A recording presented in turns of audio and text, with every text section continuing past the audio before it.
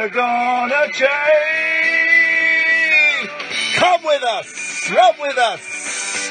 It's the theme tune to the show, guys. It's the new theme tune to the show. It's Matt Monro. I don't need to tell the kid. Whoa, hey, steady on. Whoa, hang on. That's going into every kind of people. Some master mixing. No. I've set my...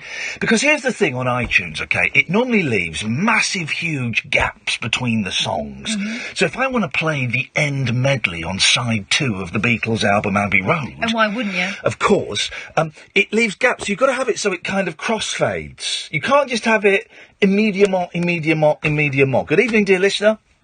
Welcome to the last Friday. It was the last Friday before Christmas, and everybody was quiet, even the mice were. And this is the Late Night Alternative. My name is Iain Lee. You're Catherine Boyle. Yeah. You're listening to us on Talk Radio. You can download the app. You can listen on DAB. You can listen online at talkradio.co.uk. And goddammit, there are 358 of you sending me all different coloured hearts via Periscope. If you want to watch the show, periscope.tv/Iain Lee. I should let you know I have broken my tripod. That's not a euphemism. No. So you are looking up my nose, and if you are looking, if gentlemen, maybe even some of the ladies, 2017. Are looking for a bit of eye candy to maybe, I don't know, have a Christmas crack or two. I'm afraid you can't see Catherine. Oh. She's over there. Sorry about that, guys. I can only apologise. So tonight's show's going to be slightly different. The way this show normally works is people phone in, you'll speak to Simon or whoever it is that is answering the phone. Seems to be a different person every other day. I don't know why. And they will get your name and number and call you straight back. Tonight, it is 3 hours of calls straight to air. What that means is we don't call you back. I am in charge of the phones. I have 10 lines in front of me, and at random I pick a line, and I go like this. I go, for example, line 1, you're on the wireless. Again. Unlucky for me, it was Alan Caddick, but you just don't know who you're going to get these days. Good evening, Alan. How are you, boss? Very well. Have you fallen down a hole? No, I've got your loudspeaker. I'll turn it off. Yeah. Well, I don't know Come quite. on, you know better than this, Cat. Why would you have us on loudspeaker? Because I was going to play an audio clip on the master. Oh, okay, right. Mr. Foss. Okay. Hello.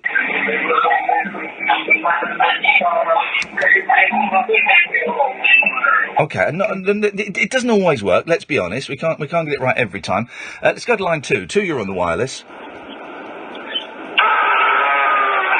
Thank you, good night. Thank you very much indeed. And that, I think, sums up the angst of a lot of people on the Friday before Christmas. Line 3, you're on the wireless. Hello. Hello, line 3. Hi. I just wanted to ring to find out, have you got anywhere to go on Christmas Day for lunch? Because I'm a bit worried about your skin and bones after what you've been through the last few weeks. Are you offering somewhere for me to go? Well, you probably wouldn't be able to make it, even if you wanted to. No, I could make it. I could make it to Swansea. Yeah, if you're offering, yeah.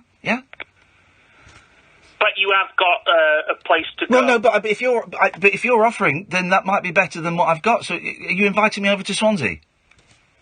No, I'm going. I'll get stuff then. That was Honestly. That's what we used to call in the olden days a PT, and now we've got young listeners. We can't say what a PT is. That was a total PT. That was a total PT. Let's go to line 4. 4, you're on the wireless. Hello. Hello, line 4. Line 4, Iain Lee. Yes. Iain Lee, it's me, mate. It's Wasim. Hey, Wasim, would you like to turn your radio off, Wasim? Yeah, sorry, mate. It's just I'm on the Periscope at the moment, and I can hear you on there. Okay. Sorry, Okay. Yes, remember me, Burdesi, John he. Yes, I remember you. Yes. Yeah, I thought I'd pick up from yesterday about the relationship with God. Oh yes. Oh God. Yes. You want to know what my relationship with God is? Yeah. I want to know what your relationship with God's like, because I think a key component of mental health, of dealing with mental health, is, I think personally, if you've got a good relationship with God, I think you really go along helping a person, personally. Okay, well, I'm glad that works for you personally, but there are lots of people who have a relationship with God who are nuts. Yeah. A lot of people are basically taking the wrong meaning out of religions. Well, yeah, but interpretation of religion. Yeah, but there are people who are into religion and God who blow themselves up. But then on the other extreme, there are also people who are into religion and God who are depressed, who are anxious, who are socially awkward, who are. I think there's no religion teaches that kind of stuff. People interpret religion in that way, unfortunately, and. But I personally don't think that having a relationship with God, listen, it might work for some people in their mental health, but I don't think that that's necessarily the case. Okay. Oh, all right, okay, mate. Are you not Christian then, or do you not believe in God? I'm not a Christian, no.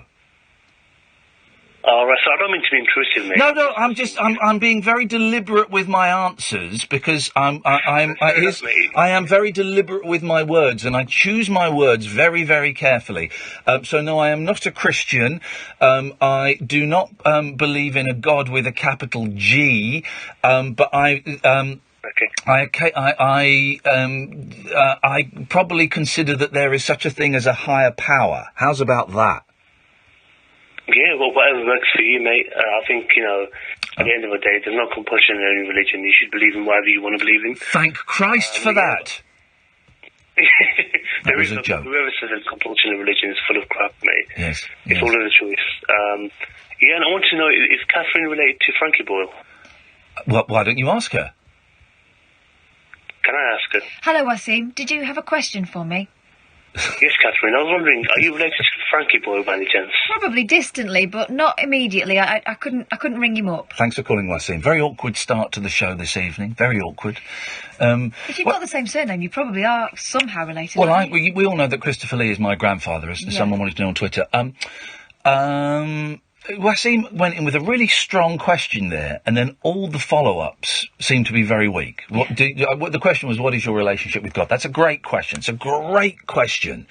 But then didn't seem to have the conviction to follow it through with anything that was particularly meaningful, or, I gave a very deliberate answer, and he kind of took that as the end of the conversation. I was up for having a full-on chat about the whole thing. But, it's early days in your relationship with Wasim. Yes. Maybe he'll come back another day. 0344 499 1000. Good evening, line 5. You're on the wireless. Good evening, Ian. It's Jamie from Croydon. Hello, Jamie from Croydon. Well done on your jungle stint. Thank you very much indeed. Amazing. Thank you. We voted for you. My family voted for you. Oh, nice one, man. Thank you very much indeed. I don't know if you remember who I am. I'm the guy that I was ill and I did something silly and you phoned 999 and you all helped me. Yes, I do remember.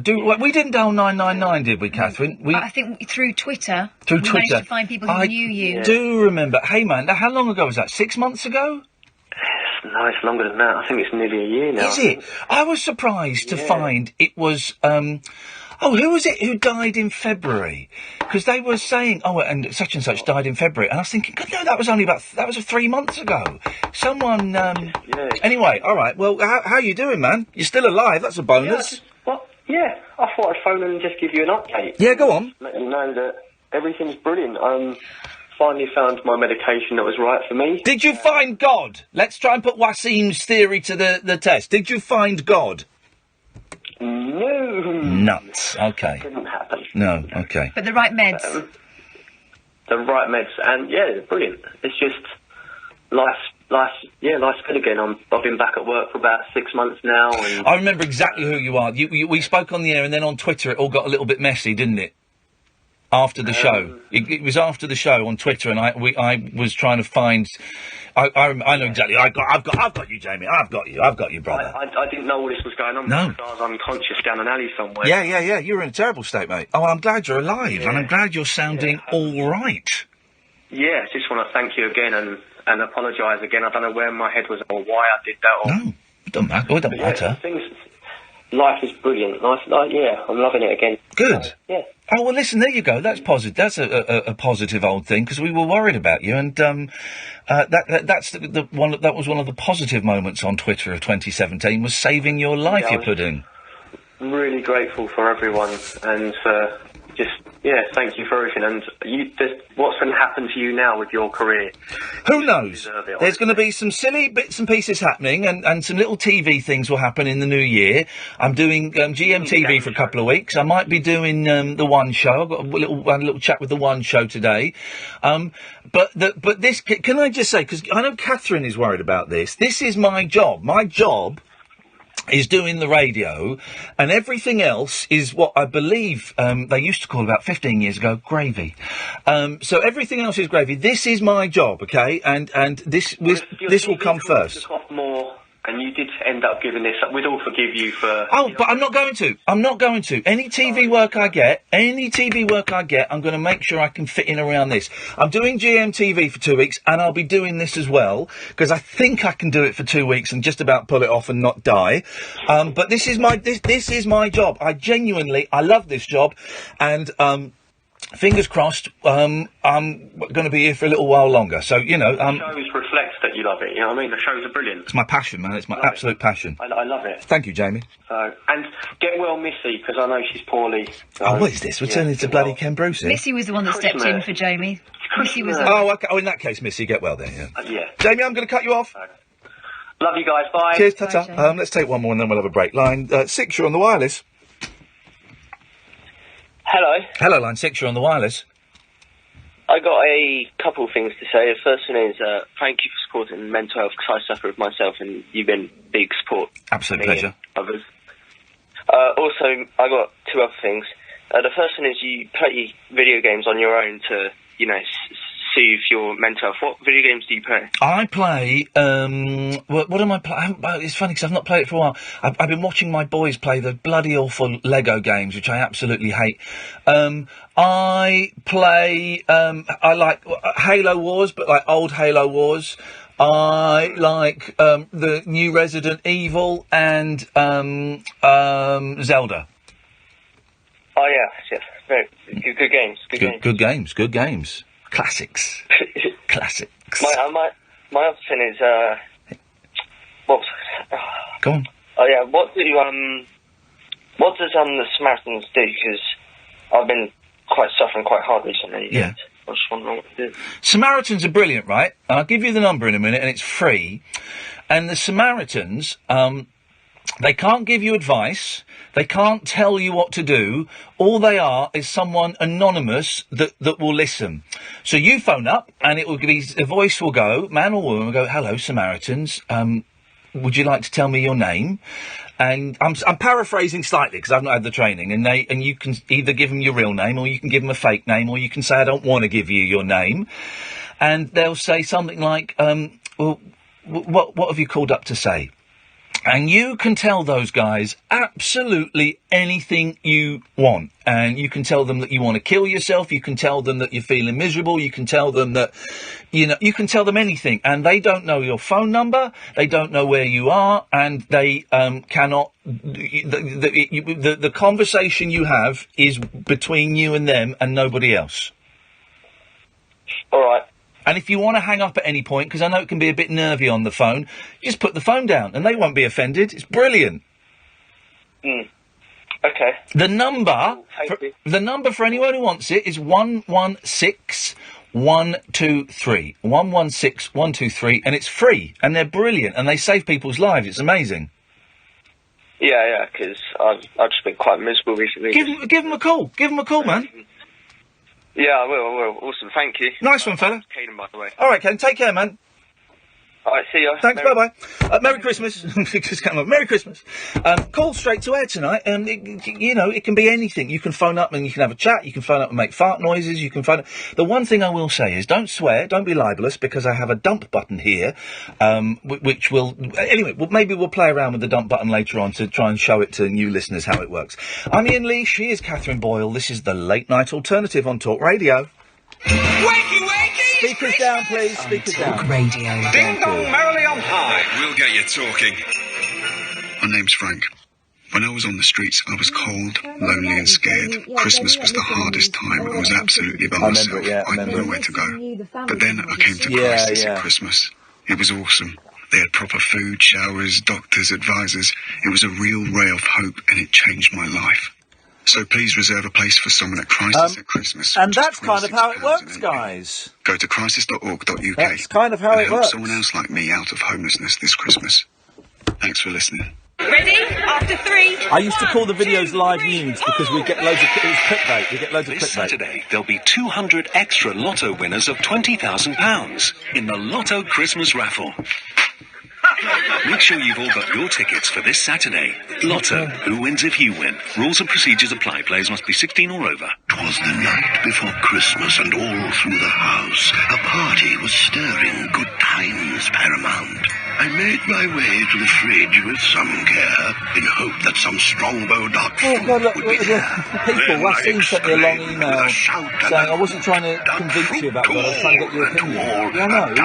And then thanks for cutting me off. Dark fruit, the original dark fruit cider Islam with does not crisp teach apple Muslims to taste go out and non-Muslims. juicy blackcurrants. I know. Drink aware for the facts. Please drink responsibly. The Late Night Alternative with Iain Lee. Unfiltered Night Talk with the original king of unconventional conversation on Talk Radio. We have ways of making you talk.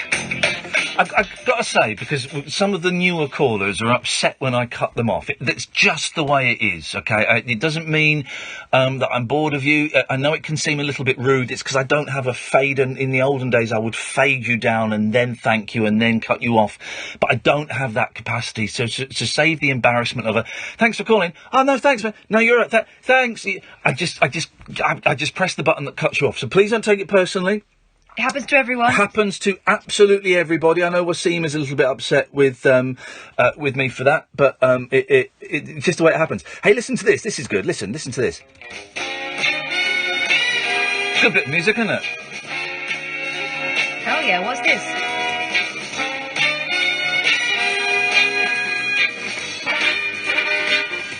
Cliff Nobles and Co. The Horse. This is from 1968. Instrumental. It's a great little bit of music, isn't it? We'll have some tracks like this playing underneath the show tonight. Call straight to air 0344 499 1000. I've been listening. I don't like Bob Dylan, as you know, but I've been listening to a 27-hour audiobook about Bob Dylan in the 70s and the 80s. Mm-hmm. I've only got 11 hours of it to go. A lot of it is quite boring, but I'm fascinated by Bob Dylan's Bob Dylan becoming a born-again Christian in 1979. I find it fascinating. He released 3 Christian albums. One, Slow Train Coming, an album called Saved, which I remember I had on cassette at the age of 10, which may be why I don't like Bob Dylan, and another album called Shot of Love. And they are, I mean, let me play you, this will blow your mind, right? This is Bob Dylan's, let's see if we can find Bob Dylan. And he became a proper born-again Christian. He believes the word of the Bible. He believes in revelations. I think that means he's a creationist. I think Bob Dylan is a creationist. He thinks the world is only 3,000 years old. He certainly believes that Jesus will come back and will smite. But listen to this. This is... I was blinded by the devil, born already ruined. Stone cold dead as I stepped out of the womb. By his grace I have been touched, by his word... He means every word of this. Yeah. Here we go.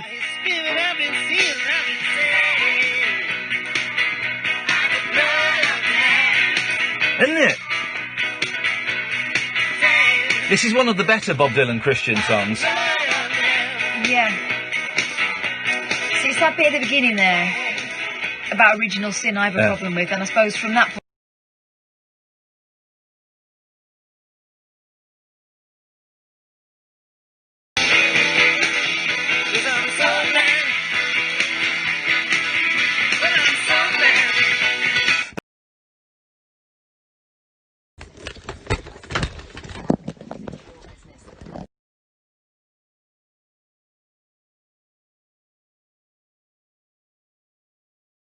absolutely fascinated by his religious period. Not the music so much, but just by the fact that he would make that conversion. I suppose he got to a point where he's made enough money, so now he's doing it for himself. Well, yeah, but then the records tanked, and so he started going back to being oblique.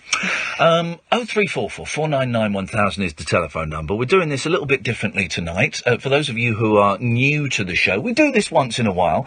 You can call in about absolutely anything, and your calls will go straight to air. For example, line 7, you're on the wireless. Hello, good evening. How are you? Well, I'm very well, David Frost. Thank you very much indeed.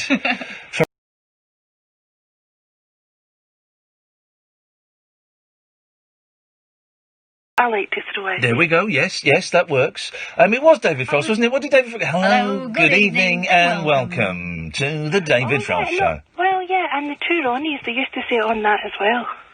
Oh, they did, didn't they? No, what? No, they used. Good night from me. And good night from him. Good night. That's what they would do. No one has One of my favourite songs is by them. The one that goes, "When you're down, try positive thinking." You know that one? That's by the two Ronnies. Yeah, they sing that. I thought it was Morecambe and Wise. Oh, well, okay, I'm getting them all mixed up. I may be wrong. Hang on, let me look it up. Google it. We're going to Google it. I am. I'm Googling it. Song. Right, here we go. Boom. Let me see. Hang on a minute. Here we go. Yeah, Morecambe and Wise. Here we go. You mean, yes, you mean this bad boy. Hang on, here we go. Hang on.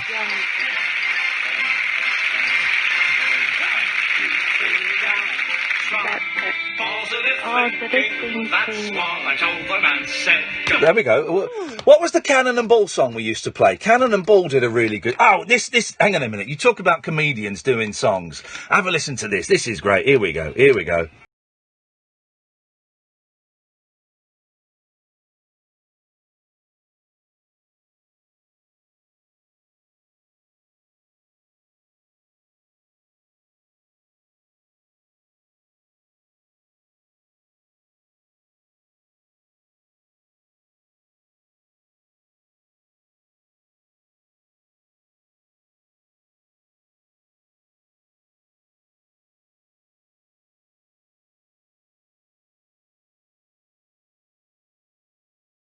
It's a great song. Anyway, sorry, Amanda. What would you like to say this evening? Oh, you remembered my name. I didn't even tell you. No, well, I'm going to let you into a secret. It's on the screen. The computer stores the names, I'm afraid. I can only apologise. It's a clever computer. Anyway, can I read the Desiderata? It'll take 3.5 minutes. The what? Desiderata. It's a poem. No. Oh. No, you can't. A 3.5 minute long poem on the radio? Oh, gosh, no. Okay. Why? But I tell you what you can do. You can tell us why you wanted to read it to us and why it means so much, and then the listener can go off and find it themselves. Okay. Well, I can post it on my Twitter. Post it on your Twitter. Why does it mean so much to you? Well, it's inspirational. It's almost like a list of things to live by. It talks about avoiding aggressive people. Yes. It talks about speaking quietly and clearly. It talks about looking at your own achievements and not comparing yourself with others. It talks about being grateful for your own job and work and What's the? There's a book, isn't there? There's a slight, and I had a great therapist once who was a very brilliant American gentleman, but he was way too expensive, so I had to stop seeing him. But he would recommend these kind of hippy-dippy books that would, I would turn my nose up, and then I'd go and read them and go, oh yeah, fair play, that's all right. And we've mentioned it on the show before. Have you read The 4 Agreements? Oh, yeah, I know that. It's good, that book, isn't it? And it's basically, I can't remember what they are, but it's 4 sort of really basic rules that you're supposed, that if you live by, then you'll be happy, you'll be content. And so it's like, you don't tell lies. Well, I can't remember what the other, if anyone knows, I'm not going to Google it. Let's ban Google this evening. If anyone knows what the 4 agreements are, then 03444 99 1000, because I remember reading it and going, oh yeah, that makes sense. I mean, it's all shrouded in this pseudo, these are passed down by gods and all that kind of rubbish, but the actual message of it I thought was all right. Yeah. Well, yeah. Well, take what you like and leave the rest. Thank you. It's not compulsory. It's like a Chinese buffet. Yeah. Pork ribs, that's what I would take. Oh, here's the thing about those Chinese buffets, or eat all you can for $6.95. The food isn't very nice on them, is there? You get them in London quite a lot, and I used to go in and go, oh look, all you can eat, $9.95. I'll have some of that. And then you'd go in, and the food was not. I tell you what was great, of course, Catherine. You know what I'm thinking of? Wings restaurant in Hull. That's where it was an around the world buffet. It had about. I'm going to say 2,000 dishes. Probably. Yeah. Get this, Amanda. You paid before you saw the food. Yep. There was like a sort of entrance hall, and you had to stand behind a rope, and you pay like you were queuing up for a club. Yep. And then once you'd paid, I can't remember what was it each. It was 24 quid or something each, wasn't it? Was it? I thought it was about 15. Or maybe it was maybe 15. Anyway, so then you pay, and then you go down the steps, and what you see is like, do you remember the Love Boat? Oh, it was like a big cruise ship kind of cell, wasn't it? Like, so a massive dining hall. Yep. But there was food. There were lots of handsome men, too. Wow. I was there, Amanda. Oh, well. So there was certainly one. And there was food from all over the place. And there were also, get this, there was a security detail to make sure no one was sharing all-you-can-drink drinks. Oh, dear. And apparently, if you were caught sharing an all-you-can-drink drink, you would be ejected from the premises. Oh, we were laughing about it, and the person in front said, no, don't laugh, it happens. They take it very, very seriously in there, Amanda, so do be careful. But if anyone goes to Wings in Hull, please mention us, and hopefully we can get black cards for future. It's worth travelling to Hull just to go to Wings. Such an experience. It really was amazing. I do want to travel to that area, but what is it called? The chicken and cheese sauce thing? Peri something? Peri? Nando's? They have Nando's. No. What? No, Nando's is South African. I used to live there. Love Nando's. No, Paddy Nano. It's chicken and breadcrumbs and a cheese sauce. Hang on a second. Let's go back. Let's go back a bit. What are the people in I thought Nando's was Portuguese. No. It's South African. Well, it started Mozambique. It's Mozambican food that started in South African. Portuguese Mozambique. Hang on a minute. Is me going to Nando's then the same as me playing Sun City? Because I've taken a very strong stance against playing Sun City. You have? Why? Well, because of apartheid. I'm not going to play Sun City until they've got rid of apartheid. Well, good news. Yep. They got rid of it.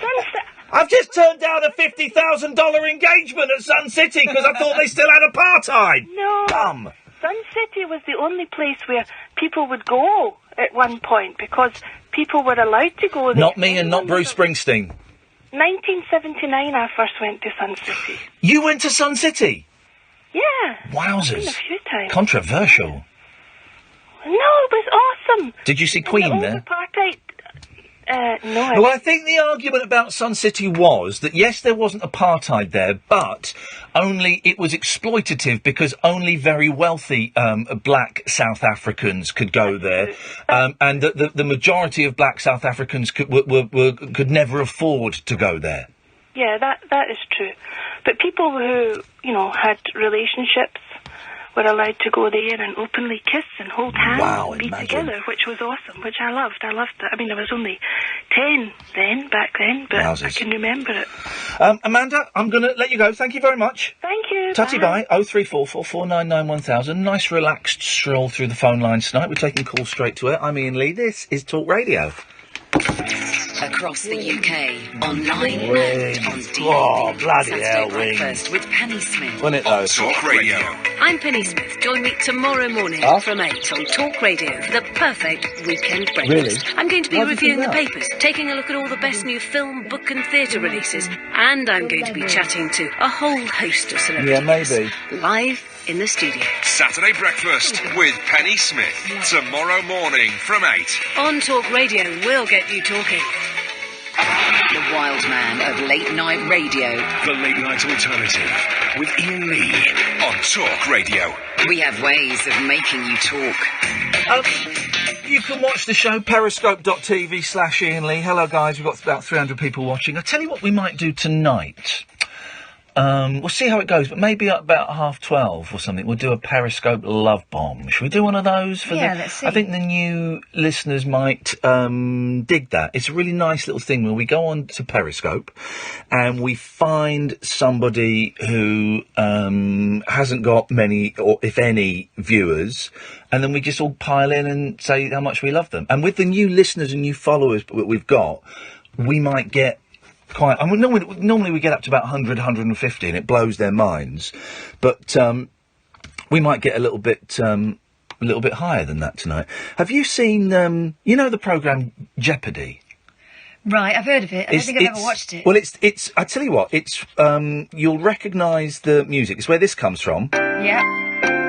So it's where that comes from. So that's the thinking music from Jeopardy, and it's where you choose categories, and you have to. You pick a category, and you get given the answer, and you have to come up with the question, right?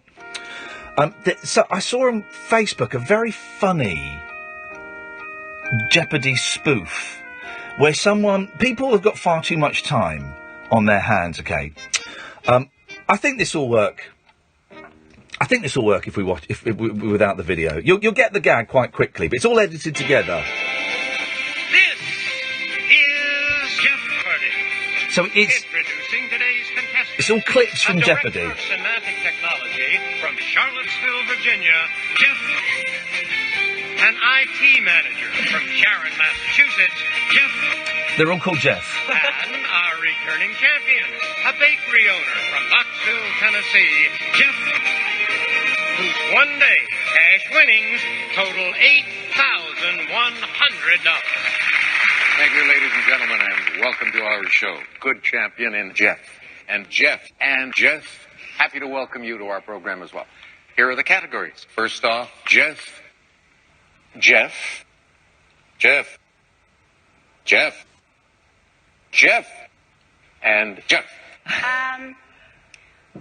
Let's try Jeff for 200. Jeff. What is Jeff? Yes. Jeff for 400. Jeff. What is Jeff? That's right. Jeff for 600. Jeff. What is San Francisco? No, Jeff. What is Jeff? Right again. Jeff for 1,000. Jeff.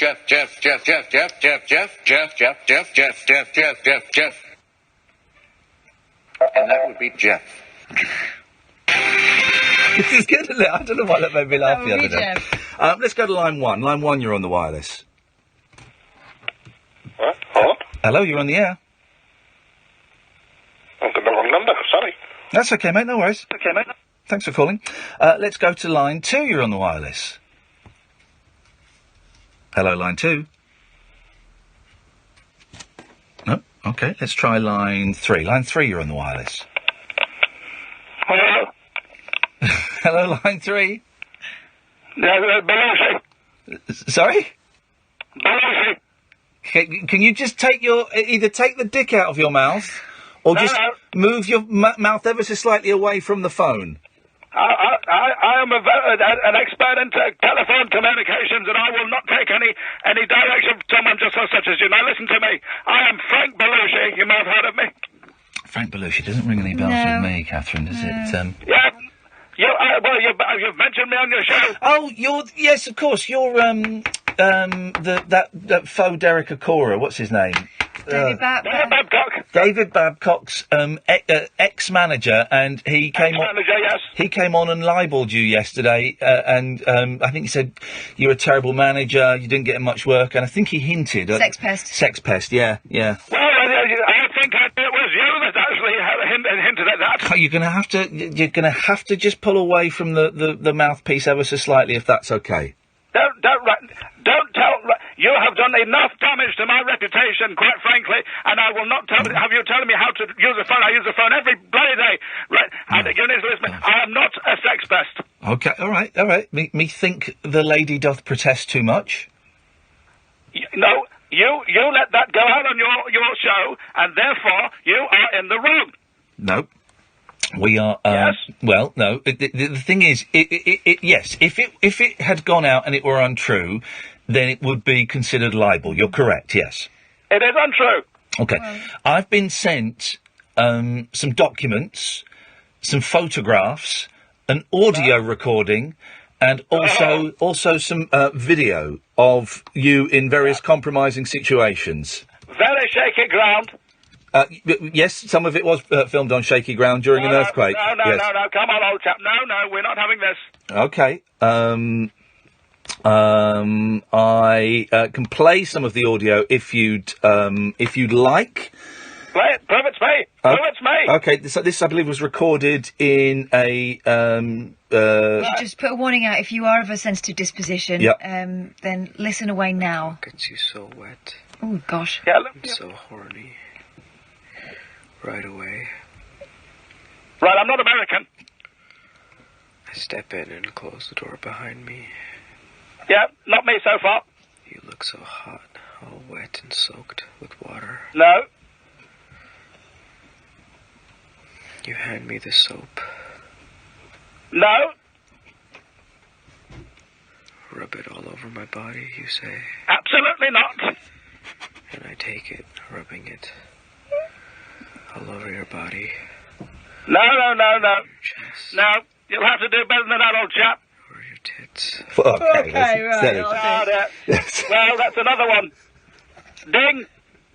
Okay. Another one. Okay, this is another one. And my balls. No. There we go. Okay. Podcast law must how do you get away with this? Well, because this is the stuff that we have been sent. And I have had it. I have it on good authority that this is. Here you go. Here's another one. This is you. Oh yeah, right there. Right. Oh, yes. No. Yes. No. Yes. No. Dirty boy. Dirty. Yes. Absolutely not. Yes. Get away from me. No.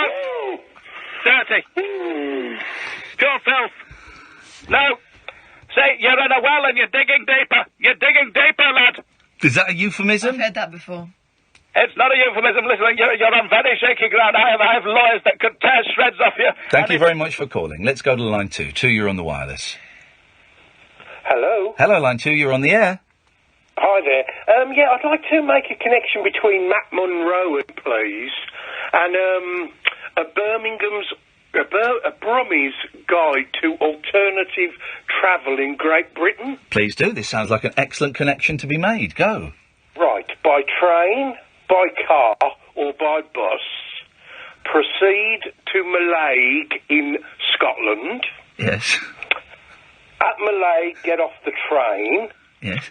Get a fishing boat, which you can do, for, I think it's £10. Yes. To Inverary. Okay. Which is the Noy Dart Peninsula, which is Britain's wildest place. Yes. There is one pub there where there are mad hippies that sing all night. Yes. And you can also take your children to a corner of the Noy Dart Peninsula where there is nothingness. Yes. Sit on a summer's evening and watch killer whales swim past while singing Born Free as the wind blows. Would that be good? I've got no idea what that was about. What that was about at all, have you? That sounds like a good holiday. Was I missing a pun or something? I was waiting for Matt Monroe sang Born Free. I know, I got that much. That was the connection. I wouldn't want to watch killer whales. I don't endorse that sort of thing. That was... So, what are you... Seals? Let's take a break. Christmas on Talk Radio. There's no Christmas in the army, Captain. Talk Radio. We'll get you talking. Could your business benefit from cloud accounting? Sage Business Cloud. Get paid faster by issuing invoices on the move.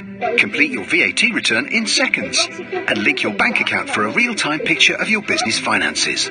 See how Sage Business Cloud can benefit your business with a free 30-day trial of Sage Accounting. Visit sage.co.uk/free trial. This is great tonight. Sage This Business is Cloud, wonderful. helping you Nice manage steady everything stream from of money calls. to people. Be safe. Hope you're enjoying this. I think I might get a PS4. I'm an Xbox fanboy, but I might get a PS4. Thank you, Serena. Thank you, Hannah. Thank you, Rebecca. Yeah. Thank you, Paul.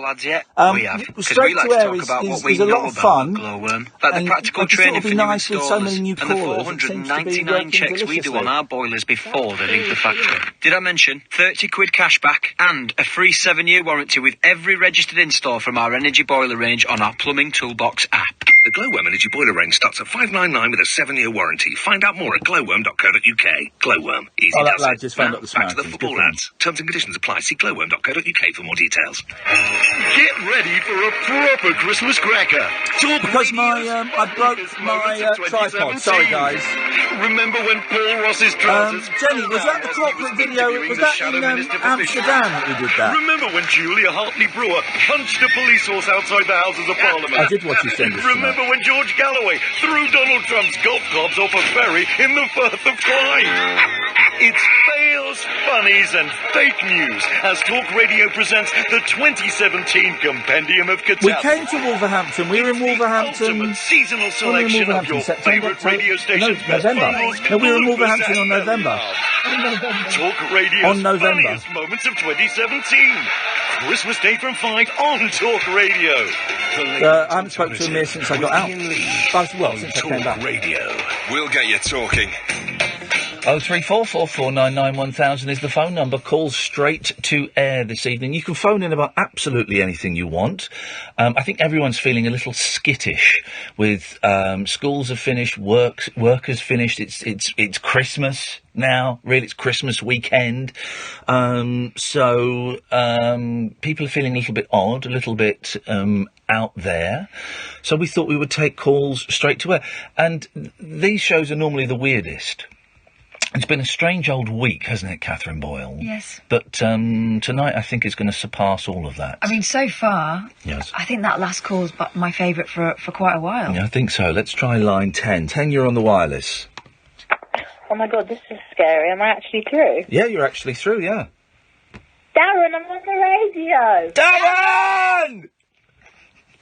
Darren! Darren! Darren! Hold on a sec, he's coming up here. I was like, Darren, say hi, we're actually on the radio. Darren! Darren! Hi. I was coming to ask your advice. It's a really serious matter. So last night we were doing Elf on the Shelf Castrero. We run out of ideas. I've just done it. Oh, he's just done it apparently. But what would you have done? Hang on a minute. Elf on the Shelf. What's Elf on the Shelf? Oh, where would you put it? Yeah. Oh, well, I would... There's two little naughty elves for my trio. They have to be appropriate. We haven't done Elf on the Shelf this year. Well, Darren, where have you done it? So they basically just had a little dinner party.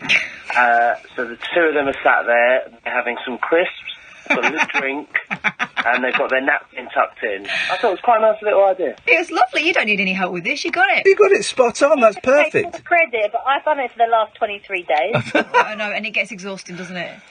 This year we've got one of those little light boxes, so mine leaves clues on the light box as to where he is. Very clever. Yeah. Yes.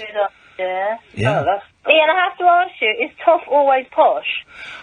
Yeah, Toff is always posh. What you see is what you get. We just watched a little bit of Toff on Channel 4. She was on Channel 4 before we came on. I love that, but does she ever lose the accent? The poshness? No, she's posh. She's posh. I met her mum and I met her gran as well, who are both delightful people. Her mum isn't as posh, is she? Her mum is not as posh, no, but... yeah, noticed that on the programme. Yeah, but no, Toff is always like that, and she's absolutely delightful. And I see, I've read online, so it must be true, that she's taken over from Rylan on this morning, which is exciting. Good for her. Good for her. She deserves it. She does deserve it. Not everyone. I've had a few people saying, "Oh, you should have won it." No. I should have come third, and Toff should have won it. It happened exactly the way it was meant to happen, and I couldn't have wished for a better person to win it. I agree, and I also want to thank you for bringing awareness to anxiety and depression. I've just gotten over a severe dose of postnatal depression, so it's good for people about it. So you're feeling all right now? Well, don't get involved with the Elf on the Shelf then. That's going to drag you back down. Got an amazing husband. No. Darren! Well, listen. Someone pick me up. Have a lovely Christmas, you guys. Merry Christmas. Take care. Ta-ta. Bye-bye. What nice people. Let's go to line 3. 3, you're on the wireless. You've heard of Elf on the Shelf. Have you heard of Teabag on the Slag? Well, no, come on now. That's not very... We dumped that. You heard that on Periscope. You wouldn't have heard that at home. That's not very nice. That's not very nice at all. Line 1, you're on the wireless. Hello, line 1. You dingo dollar challenge questions are pulled out of Dongo, Dingo, whatever his name is, Keith's ass. Oh. Can you not see we are battered? We are bruised? We are poor celebrities stuck in the jungle. All we want are some marshmallows or something. Although I'm not entitled to the treat today because I stole strawberries and cream yesterday. I want to see the data on these because I don't think anybody was asked. I agree. Those questions were fixed. Apparently, they came from like a magazine, but those questions were bullshit. And it was like, what percentage of men would prefer tea and biscuits over sex? Is it 46% or is it 52%? So you do in those dingo dollar challenges. They could last like 2 hours. Wait, what kind of biscuits? They could last like 2 hours, and you do it, and then you get a stupid question like that you had absolutely no.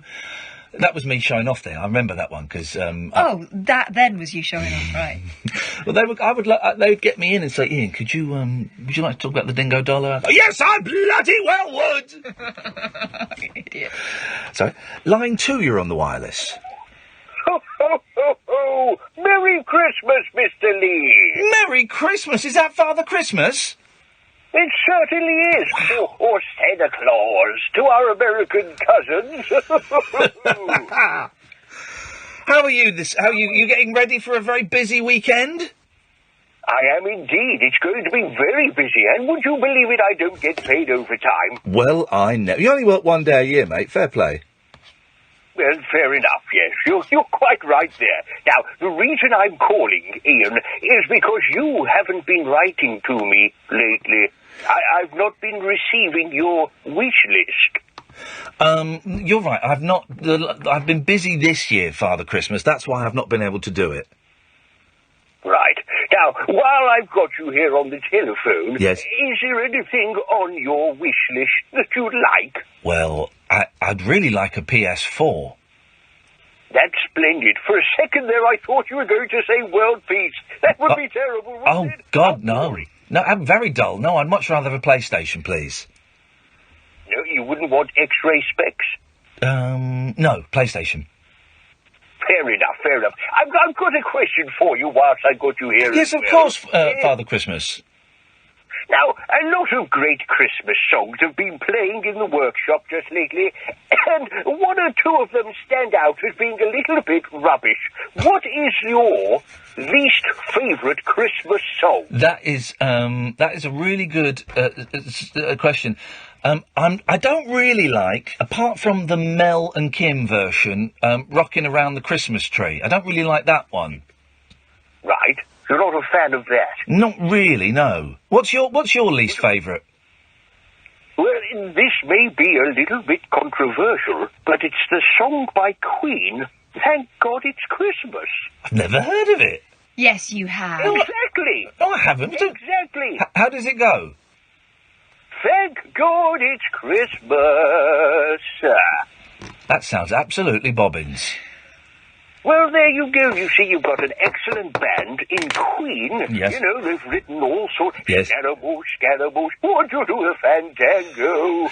What's the, I tell you what I quite like, and the thing is, we stopped including new Christmas songs in our Christmases about 30 years ago. So Last Christmas by Wham was one of the last. But I really liked The Darkness's Christmas song. Don't Let the Bells End? Oh, yeah. That's good, that one. Don't let the bells end. Yes, it's very good. Very good, yes. Yes. I do like that one. Okay. Well, thanks for calling, Father Christmas. That's not a problem. I'll have a look and a rummage around to see if I can find you a PS4. Thank you very much indeed. Well, that was nice. A call from the big man himself. That's me what I wanted. No, he's checked his list twice, and you ain't on that one. Naughty again. Line 1. Be on hold.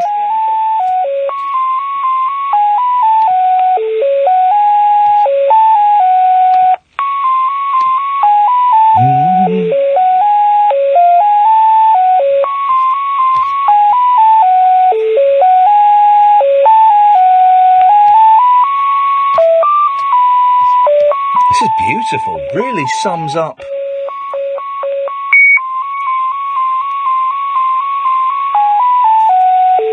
This really sums up for me what Christmas is all about. Migraines. Bleeding eardrums. My bleeding eardrums. Should we take one more call before we go to the news? Just one. Just one. Let's go to line 2. 2, you're on the wireless. Alexa, who is Ian Lee? Ian Somerville Lee was an Australian first-class cricketer who represented Victoria mostly during the 1930s. Blimey, you're old. Thanks very much indeed. It's spot on, though. Let's try this one. Line 1. 1, you're on the wireless. Hello? I like apples. Do you like pens? Because if you like pens and apples, then you'd be the pen apple guy. Remember him? Pen, pineapple, apple, pen. Was it pineapples? I liked him. Was it pen, pineapple? There we go. He's great, that guy. This is, I don't know. There's too many versions to find. Google it. What? Google it at home. Yeah, Google it at home. We haven't got time for this. Line 2, you're on the wireless. No, you've got to be quicker than that, guys. Line 3, you are on the wireless. Ian, have you still got Velvet? I've still got Velvet the cat, yes. The first thing, when I phoned up my boys coming out of the jungle, and the first thing my youngest said was, "Don't worry, Daddy, Velvet hasn't died yet." So, I've got her, she's very old, she's going to be in March, she is going to be 19 years old, but she's still going. Oh, my word. Oh, the stories about Velvet. There you go, thank you very much indeed. Let's do one more, because I'm enjoying this. Line 2, your last call of this hour. Hello? Hello? Okay, well, that doesn't always work, and that's fine. It doesn't always work. So that's it. That's how it works. It really is that straightforward. It really is that nuts. And sometimes it's a bit dull, and sometimes it's fun, and that's what it is. We've got another 2 hours of this tonight. When we come back, I've got other stuff to talk about as well. I will. Remind me to say about the magician I saw when I was in Australia, a guy called Matt Hollywood. Very, because I love my magic, and very strange show. But we'll take more calls straight to air. 0344 499 1000. Don't call just yet, because no one's going to answer for a few minutes. So sit back, go and get a cup of tea or a cup of hot chocolate, and we'll speak after a bit of this. And what would you like, little boy? Can I have a coffee, please? Talk Radio. Thanks, man. Norfolk talking! Talk Radio. We'll get you talking. Christmas is nearly here, which means there's plenty of... a little of this.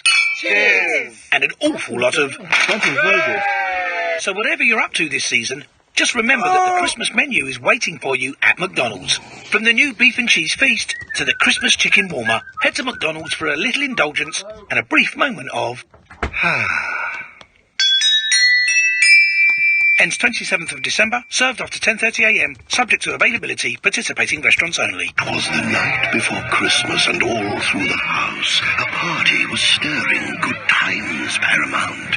I made my way to the fridge. That's how it works, guys. Who do I keep in contact with from the jungle? Texted Jamie today, had a little text from Jamie. Jenny cares a bit, and I'm meeting up with Chappie just after Christmas. Longbow dark fruit. The original dark fruit. Ian Lee versus Radio is done now, but no more of that. And juicy black currants. Drink aware for the facts. Please drink responsibly. Anything else you want to ask me? Ask me anything you want. On Talk Radio. I don't know. Dennis has given me some dates. I need to sort them out. White, no sugar, but if I'm feeling tired, I'll have a sugar. Hey, Keris. We'll get you talking. Keris. Talk Radio. It's 11 o'clock. I'm Carl Hartley. A 44-year-old man has been that's charged not with 11 murdering o'clock. a supermarket worker in North Yorkshire. Yes, I'm taller than 30-year-old you. Geordie Wilshire was stabbed to death in an Aldi store in Skipton yesterday.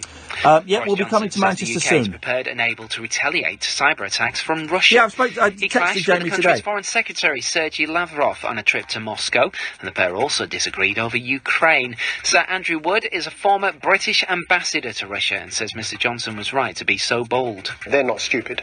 they know when you're being straight and when you're just trying to make some sort of obscure diplomatic point. How come we're so early for the news? In the first place, should be about telling the truth. They may not particularly like it, but they will give you respect for doing just that. Okay. Bristol Airport says it can't speculate on whether services will be back to normal tomorrow. All flights have been cancelled or diverted after a plane skidded off the runway this morning. Now, Theresa May says she feels a public inquiry into the Grenfell Tower disaster has the necessary expertise to undertake its work. The Prime Minister's rejected calls from survivors to appoint a more diverse panel. Happy birthday for and Tuesday. Arsenal and Liverpool drew 3-3 in a dramatic Premier League match at the Emirates. Arsene Wenger's side were 2 down and then scored 3 times in less than 5 minutes before Roberto Firmino levelled things up. Most of the UK will stay cloudy and mild overnight with very little rain. Saturday it'll be cloudy, mild and breezy with patchy drizzle on western coast and hills and bright spells in the north. I have no idea what Christmas is going to consist of this year. It's a little bit up in the air. Across the UK. Yes, I can, Alex. Online and on DAB. I haven't spoken to Toff since we left. Covenant with the night, and with the darkness he is in agreement. Uncut I have had after Danish hours butter conversation for the up all night generation. The late night alternative with Iain Lee on Talk Radio. We'll get you talking.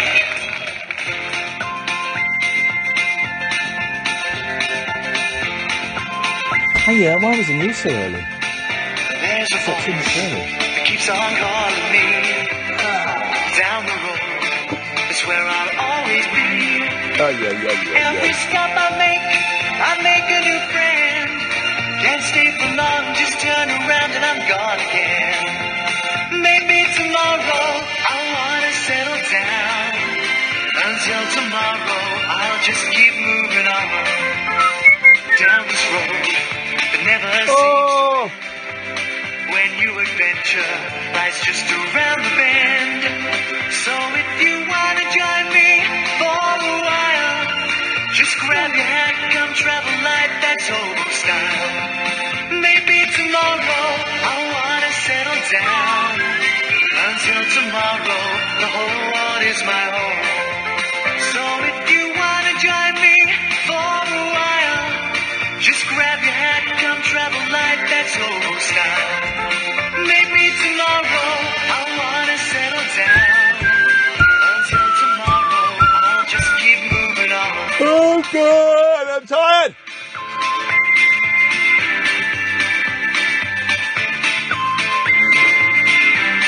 Paul Akinbola created I'm a Celebrity, did he?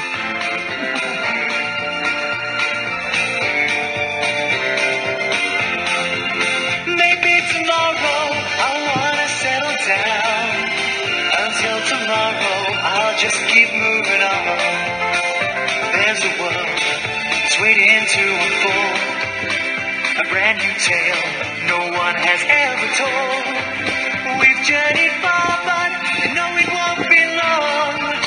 We're almost there and we paid our fare with No, GMTV, I'll be doing this and GMTV, it's fine. All good. It was plenty to talk about. Until tomorrow I'll just keep moving on.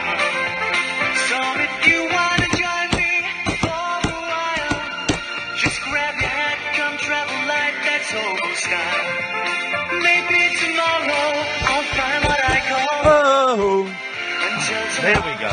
you know I'm free to roll. So, if you're following me on Twitter, you will have all received your homework. It's an illustration, what I drew, to highlight a little bit of a Grinch that I encountered today. So, I live in Windsor. I've got 2 young boys who, in less than a month, will be 8 and 6, okay? And we park in a car park. We cross over a road at zebra crossing as we're heading to Windsor High Street. It's not called Windsor High Street, it's called Pescod Street. There is like an office block on the corner, okay, and it is glass. It's glass. What would you call a glass? It's a window, but it's like the whole thing is glass, okay? So you can see into the office block, right? And you see the reception of the office block, okay? And there is a desk, and behind that desk is an old security man, okay? And the whole wall is glass, and then about a foot, about 18 inches off the ground, between the bottom of the glass and the pavement, there is, you can see it on the illustration here, I'm pointing to it, there's what looks like a step. It's not, it's kind of like a sort of little slanted black, it looks like marble, it's not, black stone kind of thing that goes, it's like giant wainscoting, if that makes sense. Yeah, it's kind of the base of the building. Yeah, okay. And my kids like to walk on that, and balance on it, okay? Well, it's a slope to them, It's a slope. It's a slope. It's basically what it is. It's a slope. And they don't lean on the glass. They hold my hand, okay? They try and do it, and then they hold my hand. So they're just walking on that, right? And and they've done it a few times, and we've got dirty looks from the security guy there, right?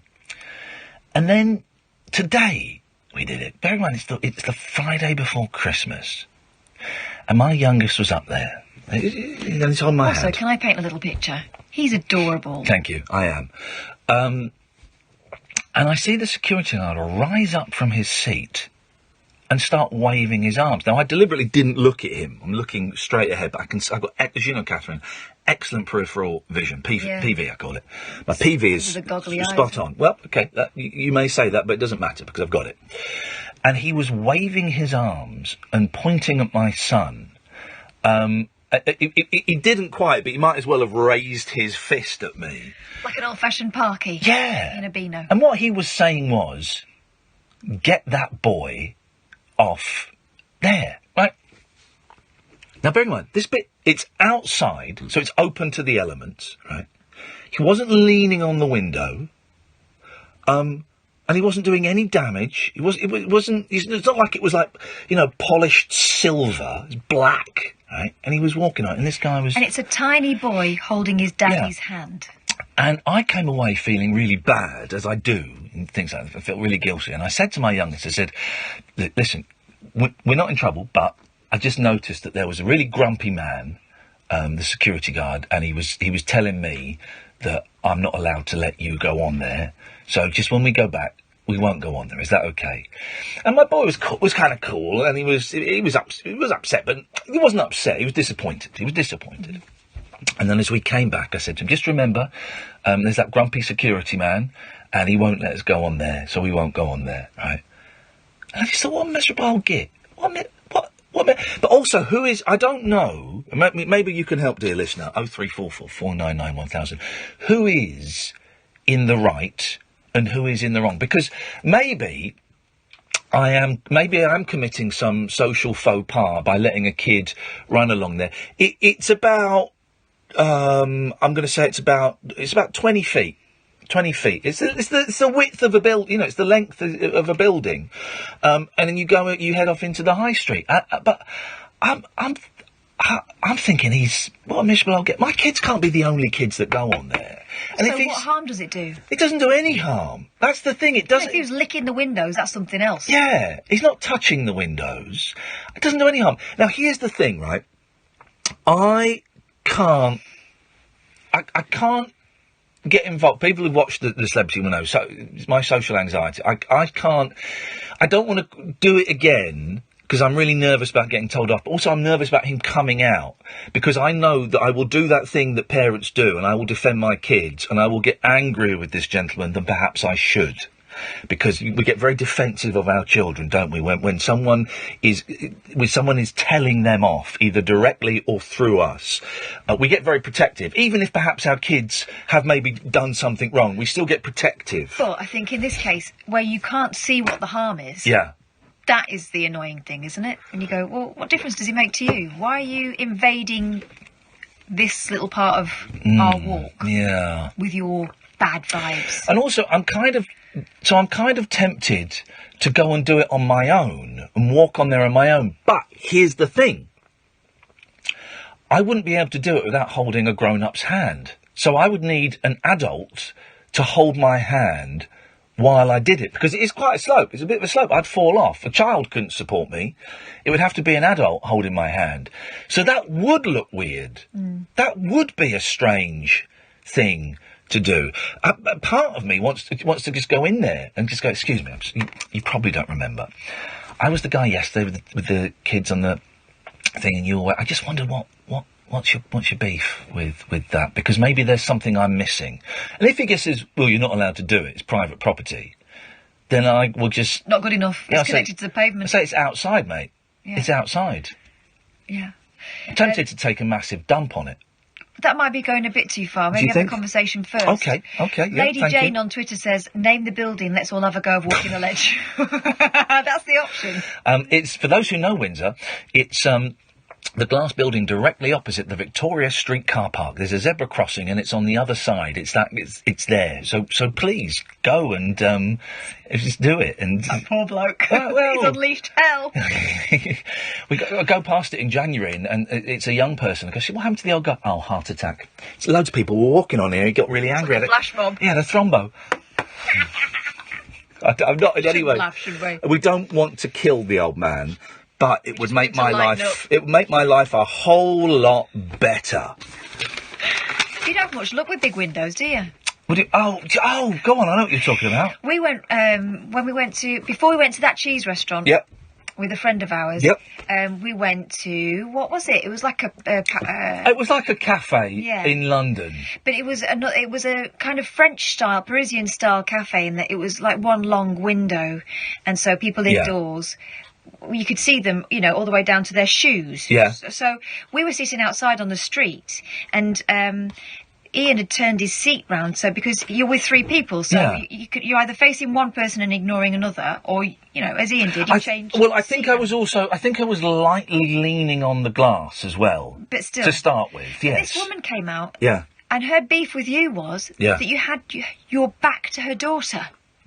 Yeah, she was an American woman, British daughter, or British accented daughter. Yeah. And she was going, she came out and, first of all, I thought it was a joke. Yeah, she was furious. And then I, thought it was because I was leaning, so I moved away so that there was like an inch between me and the thing, and that still didn't make her happy. It was because you had your back to her. Now, bearing in mind, we were not with that pair of people. Yeah. And they were on the other side of a window. And Is that another rule we don't know? Well, I don't, and I was furious, right? And when they came, and they were giving us evils while they had their meal, and I was sending them negative energy while they were, And then as they walked out, I said, right, do you know what? I'm going to have a word with this woman. So I went up to her. Because it was really confusing. It was so weird. And I said, excuse me. And she ignored me and carried on walking. I said, excuse me. And she says, I don't know who you are. I said, you just spoke to me, and I just want to say, I think the way you did that was really, really rude. You could have done it in a much better... I don't know what your problem was, but you could have done it in a much better way. And I think you've embarrassed your daughter, and you've certainly embarrassed me in front of my friends, and I don't appreciate that. It's very calm. He said, and I'm still not sure what I did wrong. Yeah, and this is why while I was seeing that American therapist, so I was like super in control of my emotions and stuff, and I just said, you've made me feel very uncomfortable, and I'm just going to hand that back to you because you've given me your resentment. And then she got her phone out and started to call the police. What a silly woman. Aren't people nuts? People are absolutely nuts. It's crazy though.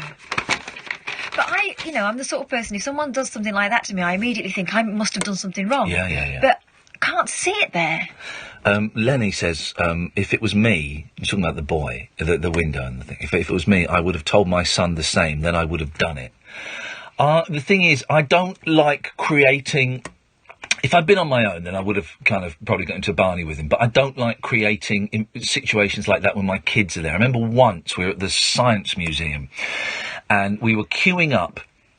There was this great game called Rugged Rovers, which we've downloaded on our phone, and basically you're at a console, and you draw like a space rover, and you put wheels on it, then you press go, and you watch the computer simulation of how far it would go in space. And we were queuing up, me and my two boys were queuing up for ages to have a go at this, and there were loads of kids, and it was unmonitored by parents, and so some of these kids were on there about 5-10 minutes having multiple goes, right? And finally my boys got on there, and they had 2 goes. They were on their second go, and the go lasts about a minute maximum. And this woman came up very close, and she pushed one child right behind one son, one child right behind the other son, and she said, "Okay, boys, you'll be next." And my boys finished their go, and I said very loudly and clearly, "Okay, guys, we're going to have one more go each, and then we're going to let everyone else have a go. Then that will be 3 goes." Much less than everyone else had had. And this woman said, "No, I don't think so." Wow. And she told my boys to move. And I said, no, guys, you stay there. I said, please don't speak to my children. She said, well, you are setting a very bad example of parenting. But she's the one who came in and started organising the queue without speaking to you. Yeah, and I said, no. She said, these kids have been on it for ages. I said, no, they haven't. We've been queuing for a long time. This is their third game, and I've told them this will be their last game. A lot of these, and there are other machines, and there was a kid that had been on it for about 10 goes, because I'd watched. I said, some of these children have been on for a lot longer. And it just got really, really tense, and it really upset my youngest. Of course, because then we started arguing. And I just then she accused me of getting too close to her, and as soon as you've got and it got a bit shouty, and as soon as you've got a man shouting at a woman, a crowd formed, and of course they were assuming that I was being aggressive and that I was being physical with her, which of course I wasn't. But the crowd instantly, kind of rightfully, I guess to a certain extent, but not in this instance, sides with the woman, of course, and it was just a really horrible, tense situation. I just thought, what an arsehole of a woman she was. My boys, kids as well. My boys were so upset, and the fact that she was bringing it to the children, and I just thought, that is not what you do. No. Oh, sorry, we've chatted, and there's people calling in. We'll have a break, and then we'll go to the calls. 0344 499 1000. This is the late night alternative with Iain Lee and Catherine Boyle on Talk Radio.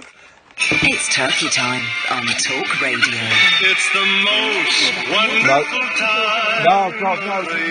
Anyone who does that. Talk Radio. We'll get you talking. It's normally men that do it. It's normally men festive indulgence keeping you awake at night with heartburn and indigestion? I just think, Get dual relief with Gaviscon Double Action. It gets to work instantly and lasts up to twice as long as antacids. This Christmas, try Gaviscon Double Action. Always read the label. Ready? Hey, this is it. The guy's found a picture of it. This Saturday, there'll be 200 extra Lotto winners of £20,000. Look. In the Lotto Christmas raffle. Oh, that's asking for it. Make sure you've all got your tickets for this Saturday. Lotto. Who wins if you win? Rules and procedures apply. Players must be 16 or over. And he sat in there. Make me feel? Screw him, I'm going. When I see Mum and Dad's faces as I tell them I'm cooking tonight, it's like, yes! When I perform CPR and save that man's life, who cares if he's plastic? It's like, oh yeah. When I realise I'm not scared of heights, I love them. It's like, woohoo! In a word, NCS makes me feel unstoppable. Search NCS to find out more. Today at Tesco, get crates of Carling, Becks and Stella for just £9. Everyone's welcome at Tesco. Selected stores excluding Express while stocks last. 18 plus. Across the UK, online and on DAB. The Late Night Alternative with Iain Lee on Talk Radio. Well done to everybody. A couple of people have done this that have found the building in Windsor and have tweeted pictures of it. I've just retweeted it, look, Ricky's found it as well. Yeah, that is the place. I've just retweeted it. Have a look, right? Look, Rob's found it as well. Everyone's so clever. I've just retweeted it. Have a look at the black legs, right? That's what they were leaning on. Thank you, Andy, who found it first. Okay, and just to reiterate, they were holding your hand. They weren't balancing using the window. They were walking on that black ledge, weren't touching the window. They were holding my hand, right? Was the bloke right to tell my kids that they weren't allowed to walk on that? No, they're tiny kids. I've got a couple of people saying, well, maybe they're worried about getting sued. Paul's got it right. Paul says that ledge was meant to be walked on. Of course it was. Of course it was. He wasn't worried about being sued. He was a miserable old so-and-so. But you tell me, dear listener, 0344 499 1000. You can follow at Iain Lee, at flipping Kath, no G, it's Kath with a K. Lane says that bugger is begging to be walked or sat on. It is, isn't it? My kids see a low wall. Yeah. And immediately just jump on it. It's that's what kids do. It's parkour. Of course it is. Let's go to... Oh, I've just missed it. Hang on a second. Let's go to line 1. Line 1, you're on the wireless. Hello, line 1. Hello. Hello, line 1, you're on the wireless. Do you remember me from a couple of days ago? It's Emery. Hey, Emery, how you doing? Fine, thanks. I just want to say, I've enjoyed your show from the past week. I've got to be quick, but I really enjoyed your show from the past week. It's entertained me so much. Why have you got to be quick? Are you on the run from the police or something? No, I've got to go to bed and then my mum's telling me to. Hey, it's Christmas, man. Stay up all night. No, it's too late. Wowzers, yeah, you square. I like the level of I like the level of fear in your voice. Sorry, Mum. Okay, well, go on then. Well, go on, say what you got to say then. Yeah, I've really enjoyed it, and I hopefully will come into your live show in Bath soon. I think it is. No, well, it's selling out. Bath is selling out, Emery. So you got to be quick. Yeah, I think Mum might be booking it soon for Christmas, maybe. I don't know. Wicked. All right. Now, well, if you do, make sure you come and say hello, won't you? I will do. Cheers, Emery. Take care. Thank you. Bye. Ta-ta. There we go. That's a nice call. Let's go to line 2. 2, you're on the wireless. Hi, Ian. You okay? I'm good, thanks, line 2. How are you doing? Oh, not too bad, thanks. Not too bad. A couple of points, if that's okay. Of course it's okay. No, listen, it's quieting down a little bit now, so you take as long as you want. Go on. Okay, mate. Yeah, a bit like yourself, I'm like a massive radio geek. Yeah. It's sort of quite a sort of hard question to answer. But how do you think radio is going to go in, like, the next 5 years? Where do you see it going in terms of like, DAB, podcasts becoming more popular? That is a huge question, and I see... DAB is the thing. I know that we only broadcast on DAB, but DAB never really took off as much as everyone was expecting it to do when it was launched, I don't know, 10 or 15 years ago. So I would really like, and I don't know if this is possible, but I would really like this radio station to go on to FM or even medium wave, because I think that would get us a much bigger audience. I think DAB is a little bit limited, because even now... people will say, what radio station are you on? I'm on Talk Radio. Is that Talk Sport? No, it's only on DAB. What's DAB? So even now, a lot of people still don't get what DAB is. And I think that may be the way it goes. I don't know if DAB's really going to take off as much as we would like it to. In terms of the content, bland is king. If you listen to most radio stations, they are bland. And everyone sounds the same. And everyone has the same opinion, and everyone, says the same things, particularly in music radio, but in speech radio as well to a certain extent. So I worry that niche little culty shows like this one, won't necessarily survive in 5 years. We're going to survive for the next couple of years, I'm pretty sure of that. But in 5 years, I don't know, and I think everything might become a bit more homogenised. Yeah, I think you're pretty much spot on there. I mean, I see what you're getting at. I mean, I think LBC is a bit like that as well. Yeah. I listen to James O'Brien. I think James is very, very good. Yeah. I think he's doing wonders for that station. And then music as well. I listen to Six Music as well. Yeah. I think there's some good content on there, especially with certain DJs like Marion Hobbs. There's some good things as well. And there's some sort of good specialist programs as well that Six Music do. And Six Music is getting an audience. Here's the thing as well, because they didn't get an audience for a while, but they are getting an audience. And I listen to Six Music because I like hearing interesting people who know what they're talking about. And Sean Keaveney and Mark Radcliffe and Stuart McConey and Lauren Laverne, all those people, they know what they're talking about, And I agree with you about LBC. I like James O'Brien a lot, but I also like Nick Ferrari. Even though I disagree with him on everything he says politically, he's a bloody good presenter, and he's really good at engaging the listener. I like both those guys. Yeah, I'll go with that. And I think Ian Dale is like that as well. I agree with a lot of what Ian Dale says, but I think there's something that's engaging, and whenever I see him on Newsnight, he's quite engaging as well. I find Ian Dale funny. He makes me laugh a lot. I honestly think he just keeps dropping in these really high-frequency jokes, and I think he's really funny. Yeah, he is. I like him. He's pretty good. The other thing as well, you've got a pretty decent music taste.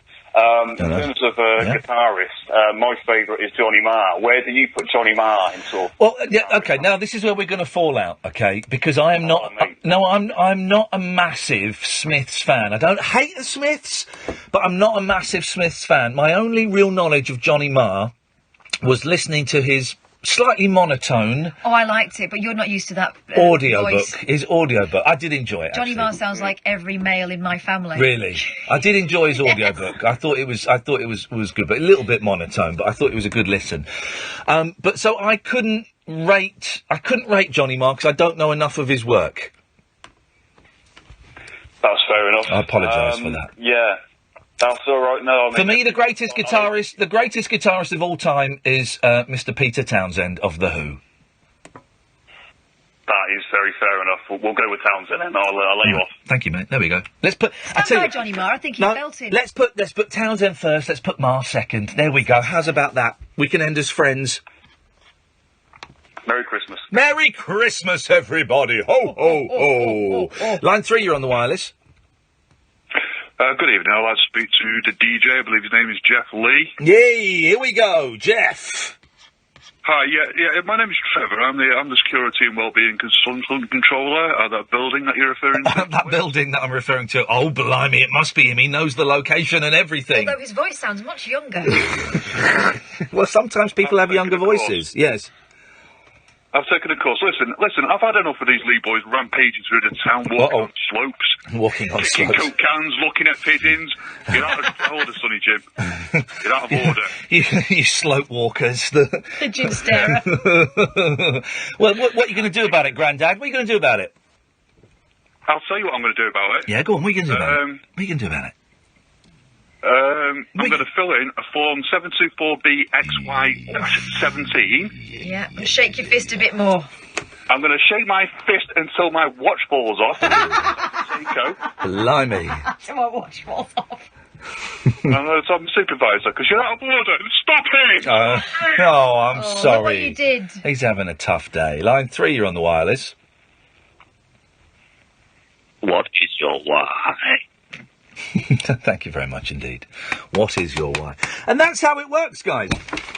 0344 499 1000. If you just tuned in and you're thinking, well, this is even weirder than it was yesterday, we're doing straight to air all night because it's the last Friday before Christmas. We're all feeling a little bit nuts. There is no phone screening. We do not call you back. I should say, the 0344 499 1000 number is probably free for most of you. At most, it will cost you a few pennies. It's pretty darn cheap, so have a look. Now, I was going to tell you about... I've got really bad indigestion because I've had coffee. It's the decaf coffee. It I is. had a real bloated stomach yesterday. Yeah, isn't it? Yeah. Isn't it, though? And while you were away, I didn't drink it. I was drinking green tea to show off to the other presenters. Oh, yeah. It was so much better. Yeah. Maybe we need to knock the decaf on the head. Yeah. But I will have another one in a minute. All right, yeah, just one last one. Line 2. Hello? Yeah, hello? Hey! Hi, Ian. Hiya! Hi, I don't really know what to say. We thought we'd ring up and sing to you. Is that right? Oh, this is beautiful. This is exactly what the straight to air nights are for. Please do. Away you go. Oh, yeah! That song was right. We're thinking either a Christmas song or a jungle song. What would you Oh, I think... We're more prepared for the jungle song. I think a jungle song. I'm bored of Christmas songs. Song, yeah! Here we go. Are you ready? Here we go. Right, let's go. Right, you ready? I'm ready. I don't know if you two are. Or sober. Here we go. Yes. Here we go. Jesus. We are bumbling. Right, ready? Yeah. I wouldn't know it. I wouldn't know it. I wouldn't know it. I wouldn't know it. I wouldn't know it. I wouldn't know it. I wouldn't know it. I wouldn't know it. I wouldn't know it. I wouldn't know it. I wouldn't know it. I wouldn't know it. I wouldn't know it. I wouldn't know it. I wouldn't know it. In the jungle, the mighty jungle, the light sleeps tonight. I wouldn't know it. I wouldn't Oh, know it. Jesus. I wouldn't know it. I wouldn't know it. The light sleeps tonight. We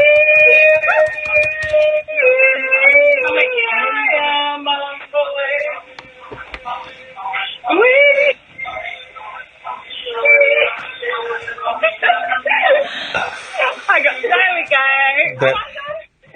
Do you hear that? That's me and my sister on Christmas night. Line 3, you're on the wireless.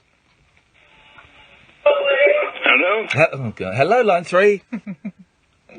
Hello? Hello, line 3. No, it's Dennis Brooks. Yes, hello, Dennis Brooks. I want to wish Iain Merry Christmas. Yeah, he doesn't want to speak to you tonight.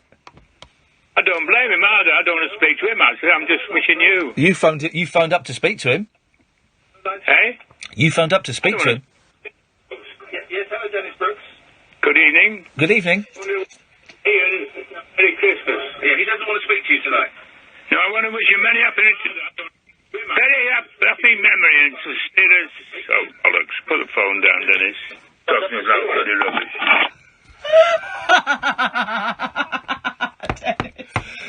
rubbish. Let's take a break. Don't go anywhere, Simon. We're taking a break. Bob Mills Christmas Special on Talk Radio. It's mince pies and mulled wine all round as Bob Turkey Sandwiches Mills unwraps a parcel of big-name guests. Cheers, this is Al Murray, the pub landlord here. You're listening to me here on Talk Radio, where I get the chance to explain to Bob Mills where it's been going wrong all these years on Christmas Day. So join me, Bob Mills, with very special guest Al Murray with lots of Christmas cheer and Vicky Michelle. Hello. Bob Mills Christmas Special. What a perfect present for every man, woman and child. Peace and goodwill on earth to all men. And some women, obviously. Arriving down your chimney, Christmas Day from 7. That was facetiously perfect. On Talk Radio. My dears won't listen to anything else. Tales of mystery and imagination on the radio show that does things differently. The Late Night Alternative with Iain Lee. I'm a nut job, but not that kind of nut job. On Talk Radio. Honest to God, it's the new Breaking Bad. Oh, no!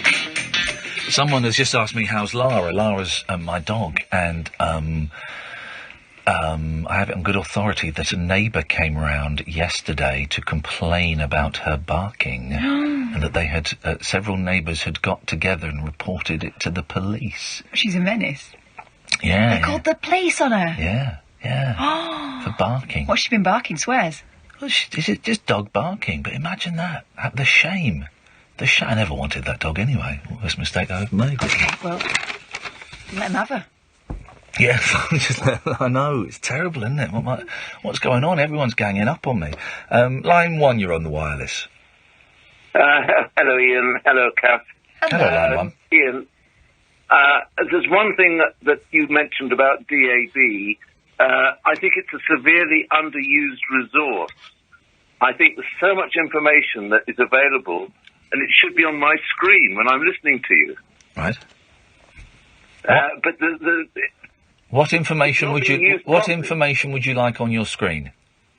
Well, the name of the caller, perhaps, and the topic of the discussion, and all sorts of information which is already coming into the studio, which just needs the name of the caller. Well, why do you need the name of the caller? What difference would that make to your world? Well, it would remind me, sometimes I might not hear who it is who's calling. But why do you even need to know? Next, you'll be asking me to tell you where people are calling from. Well, I think that will be the future of the radio. I think there will be a direct communication between listener and broadcaster. Well, there is a direct communication. It's called you pick up the phone and call us. We are having that direct communication now. It's the past, the present, and indeed the future. Well, I think it might even go more direct, more directed to, if you might say, I want to speak to somebody, and then you just press a button and you're through to them. Well, but you can do that now. You can do that now. You can say, hey Siri, phone up Talk Radio. Oh, I just think that it should be used more than it is. It's an underused resource. I remember about 10 years ago, I got a DAB radio, and I blagged it. And it has a little screen on it. And the screen would, for some radio stations, allow you to see the webcam. And you could watch the show on the actual radio. And I used it once. And I watched Christian O'Connell doing his breakfast show, and I thought, I don't need to see that on my radio. Now, some people are watching this on Periscope, and that's a slightly different thing. But when I've got one of these DAB radios in my car, and for some reason the setting has changed, so it scrolls across If I'm listening to music radio, it scrolls across the name of the song and the artist, or it will scroll across the name of the presenter. I don't need to know all that stuff. I don't want to know that stuff. I want the radio, the sound coming out of the radio, to be the only communication. And if I want to interact with it, I can pick up a phone and either text or call. Well, I think I don't agree with you, Ian. I think that there should be more information on the screen, and I quite like the idea of Periscope beamed into my home. Well, but Periscope is beamed into your home. If you can put it on your phone, or you can watch it on your TV. Yeah, but I'd like it on the radio, so that I've got it all in one box. Well, you can do it all in one box if you watch it on your phone. It's there. It's there. The technology is there. You're asking for something that exists already. Okay, all right. Okay, well, have a nice Christmas, sir. Thank you very much indeed. I like him because he gets really mardy with me for no reason. Line 3, you're on the wireless. Hey, yo ho ho, cowboys! Hey, it's Chuck Winkle, our American correspondent. Over here on the Sunshine Coast, New York City, LA. You're sounding a bit higher pitched than usual. What's going on? I'm just excited for the upcoming early. Here it comes. It's so Father Christmas. Happy holidays. Happy another holiday. Of course, the big one for you guys is Thanksgiving. The old Thanksgiving, chase the turkey around the garden, put a thing up his bum and eat it all for dinner. Lovely. You say put your finger up its bum? Chase it around the garden, go, yeah, put your finger up its bum, put it in bum and then eat it, lovely. Is that traditional? It's a traditional as eating the can of beans around the campfire all timer. So what do you eat? What do you eat for Christmas dinner then, if you've already had your finger up a turkey's bum for Thanksgiving? Another turkey, John Lee. We got loads of them. Did you really? Well. I got some news on the old North Korea situation hotting up right again. Oh, yes, of course it is hotting up, isn't it? Go on, what's happening? Well, I mean, if I say to you with these in other words, that I'm currently looking at a big picture of Kim Jong-un's erection. Wowzers, that's something, huh? Absolutely huge, and he's right next to his daddy. Yeah, oh, right, okay. What can you see there? Well, I can see a lot of people walking by it. I'm at the end of North Korea as we speak. Yeah. We're walking by it, looking at it, going, hey, up, Kim Jong-un, you're right. And I think the statue's looking down on him and going, you, all right, we're going to go to war soon, so, master. I am getting almost none of what he's saying, Catherine. I picked out hey up Kim Yum Yum, which I think was the most important part. Tone down the old accent, old timer. I know I'm speaking to the London guys. Okay, I tell you what we need to do. Listen, we need to. What's the code for America? 001. Yeah. Oh, crikey. There's no point in telling us. Why don't we give the CIA a quick call, and you can let those guys at the CIA know what's going on. Okay. Sure about that, Here we go. Just phone up the CIA. Don't worry. Yeah, I'm ringing quite a lot. Here we go. Used to can't hear. Right through, right.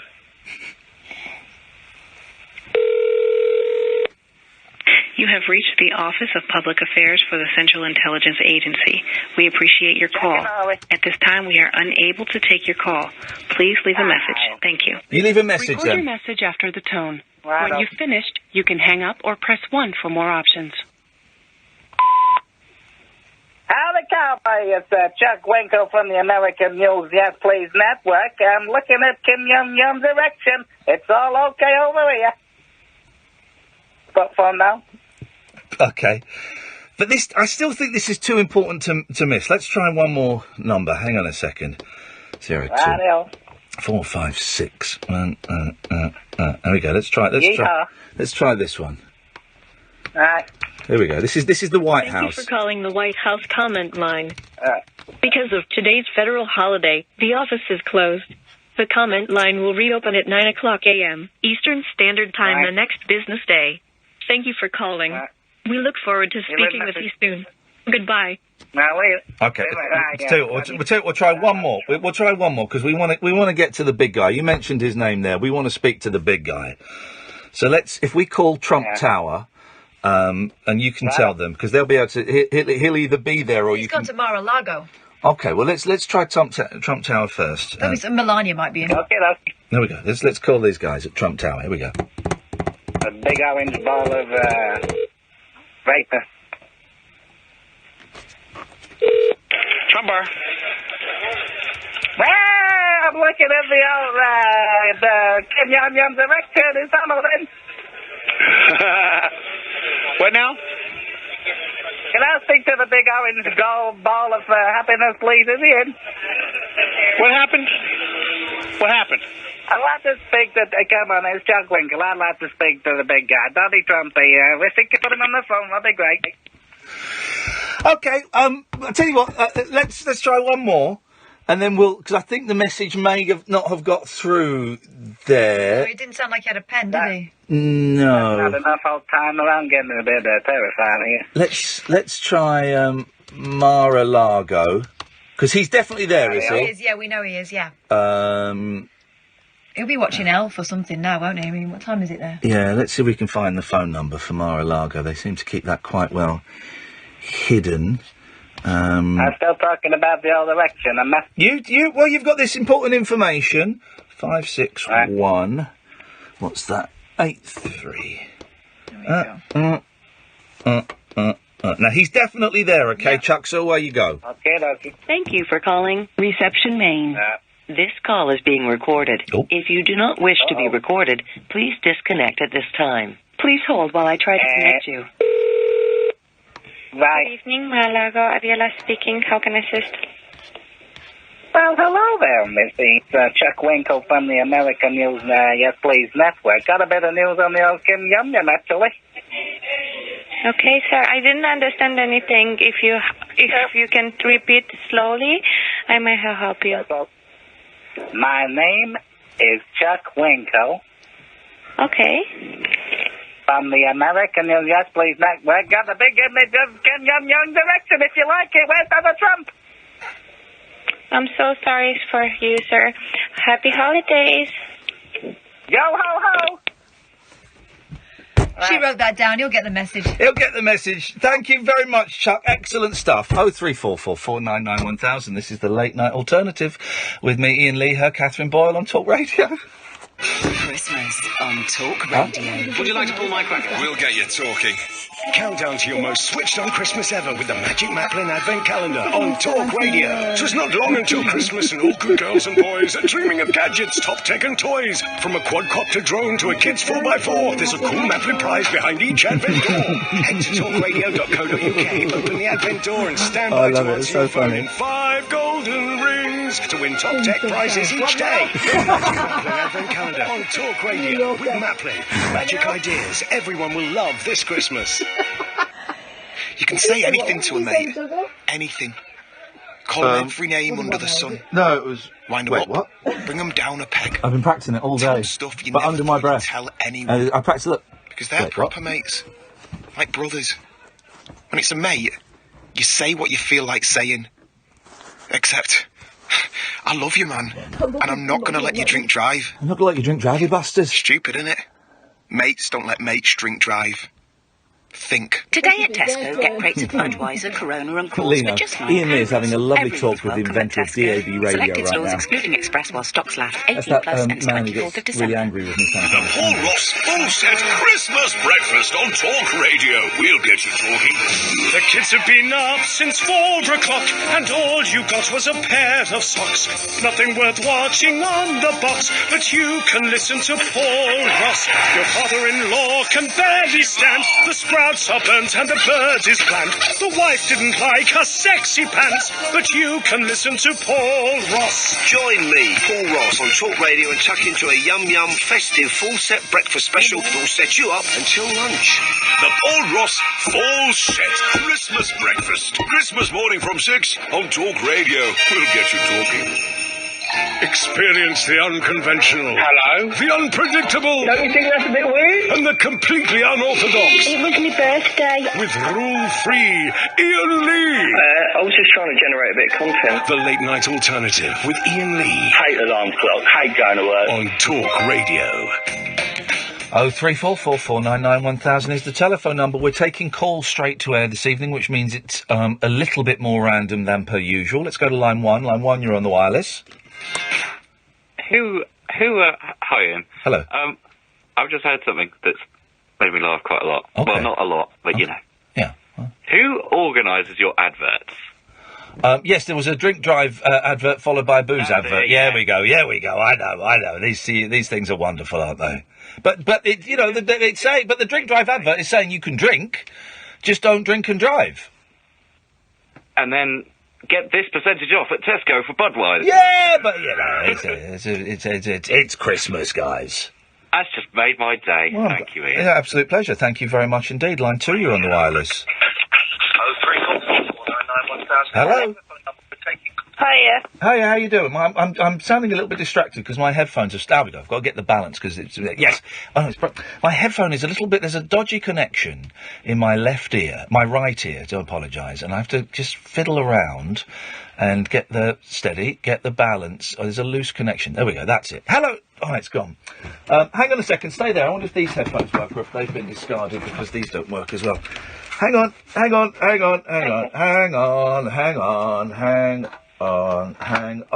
They work. There we go. Hello, line 2.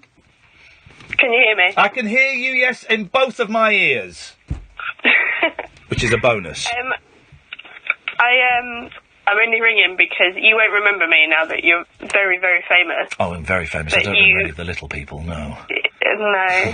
But you kept me very company when my baby was trying to kill me by not sleeping. Oh, no, I do... I do remember that. That was a while ago, wasn't it?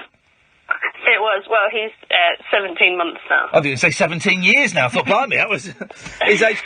I do remember that. How are you? You sound a lot more with it than you did previously.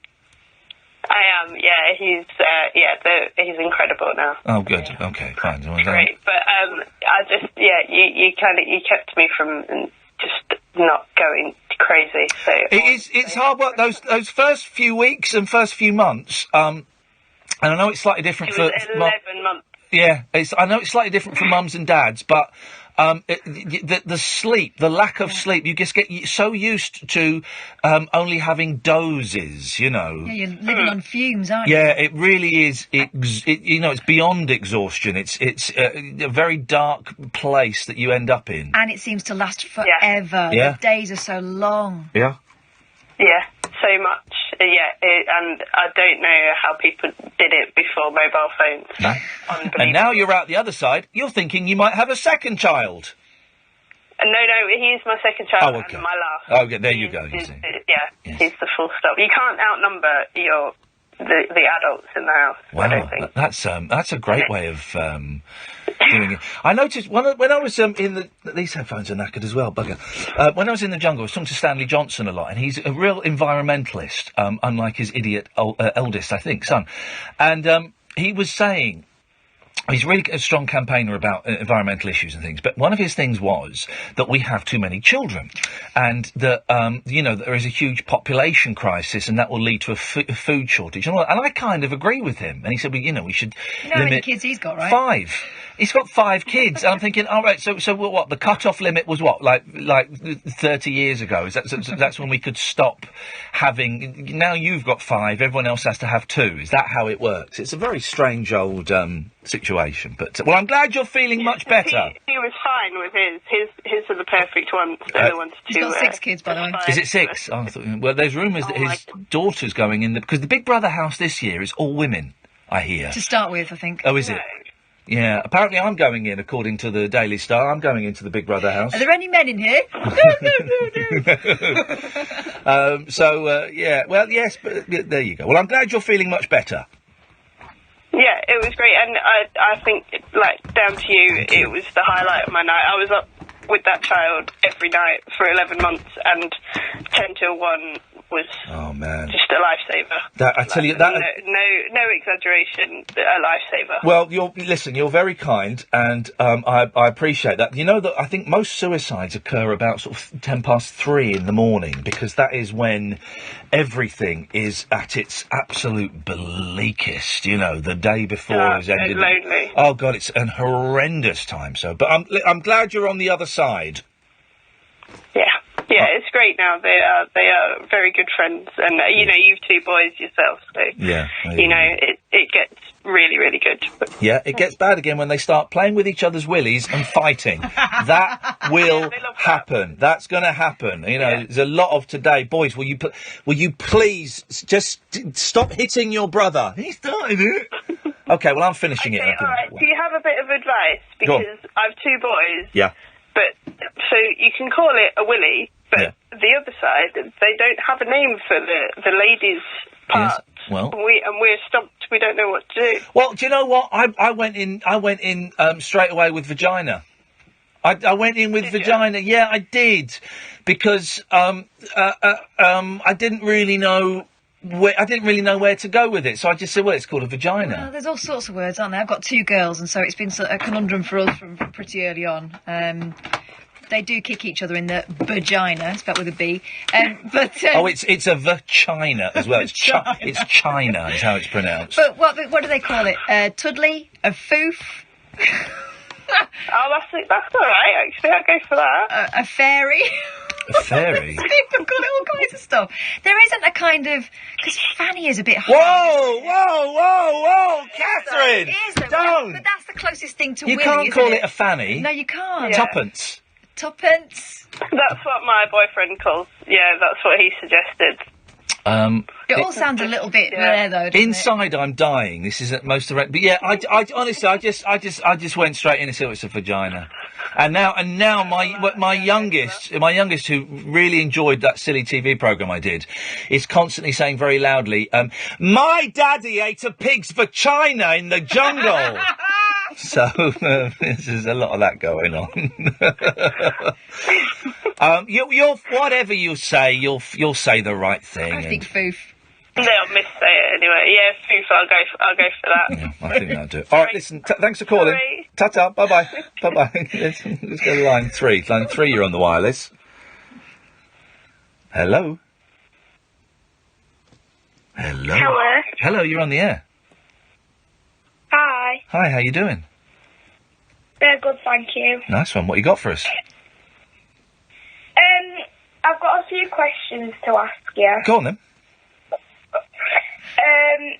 Who was your favourite person in Celebrity Get Me Out of Here? It was Jenny by a huge country mile, because I think she was funny and charming, and I was a big fan of her in Coronation Street. Yeah, she's really nice. Who was your favourite? You. Here we go. Thank you. Correct answer. That's the correct answer. Well done. Also, what was your favourite trial?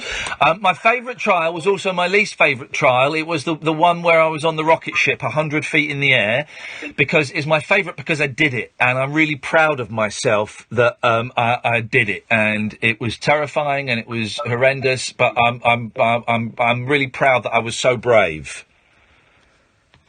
Yeah. But the whole thing was a real stressful few weeks. I'm glad I did it, but I'm telling you what, I'm really, really glad to be out of the jungle and back home and sleeping in a proper bed.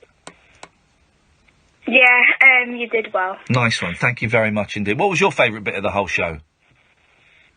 The last trial where you ate the vagina. There we go. Yeah, thanks, guys. Everyone, yeah, that was. I'm glad it's left such an imprint on your brain. Well, thank you very much for watching. I really appreciate it. Okay, thank you. Thank you very much. Bye bye. So took the boys out for a gelato today. I was really tired and a bit grumpy and didn't really feel like it, but we went, and It's funny because I've been walking around fairly anonymously in Windsor, and then we went in there, and it was like Beatlemania, you know. It was like the Beatles landing at JFK in 1963 or 64, and there were people nudging and people walking past our table slowly 2 times to look. The staff behind the counter what are you doing here? They were like that. What are you doing here? My mum used to go to school with you. All right. Pictures being taken. It was the weirdest thing. Something else I've noticed hanging out with you recently is people are not very subtle with their phones, are they? No, God, no. There's not. And listen, I don't mind people coming up to talk to me. There was one person that came and spoke to me that annoyed me ever so slightly because I was with my kids, and my youngest was obviously quite upset about something. We'd had a little set to about something, and then this guy came in, hey, you were in the jungle, and I was thinking, yeah, thanks. And that was a real moment where I probably didn't make the right call, and I probably should have said, listen, thanks very much, but I've just got to sort this situation out, and I didn't, and and it's a learning thing for all of us. And listen, 4 weeks, 5 weeks, it'll be gone, it'll be someone else. But at least you didn't Al Jardine him. No, I didn't Al Jardine him, and that's, for those who don't know, that's when a member of the Beach Boys sighed and shrugged his shoulders as I approached him. Line 4, you're on the wireless. Hi there. I heard you talking about South Africa earlier, and I just want to ask you, do you know what they call a vagina in South Africa? I don't know what they call a vagina in South Africa. A cookie. Imagine that, eh? A cookie. A cookie? Like a cake. Hey? Imagine that, a cookie, huh? Yeah. And what part of South Africa do you come from? I'm in Joburg right now. Are you now? My friend was telling me you were talking about South Africa. She told me to tune in, so I thought I'd come on and see what it's all about on Periscope. So I'm watching you now live. Oh, and what do you do you ever go to like children's playgrounds? No, never. What? Do you have those things? You know the swings? Yeah. Right, and you know the roundabout? Yeah. And do you have those kind of long things where you have to climb up some steps at the back, then you sit on it and you kind of come down the other end? What are they called? No, man, it's a slide. Why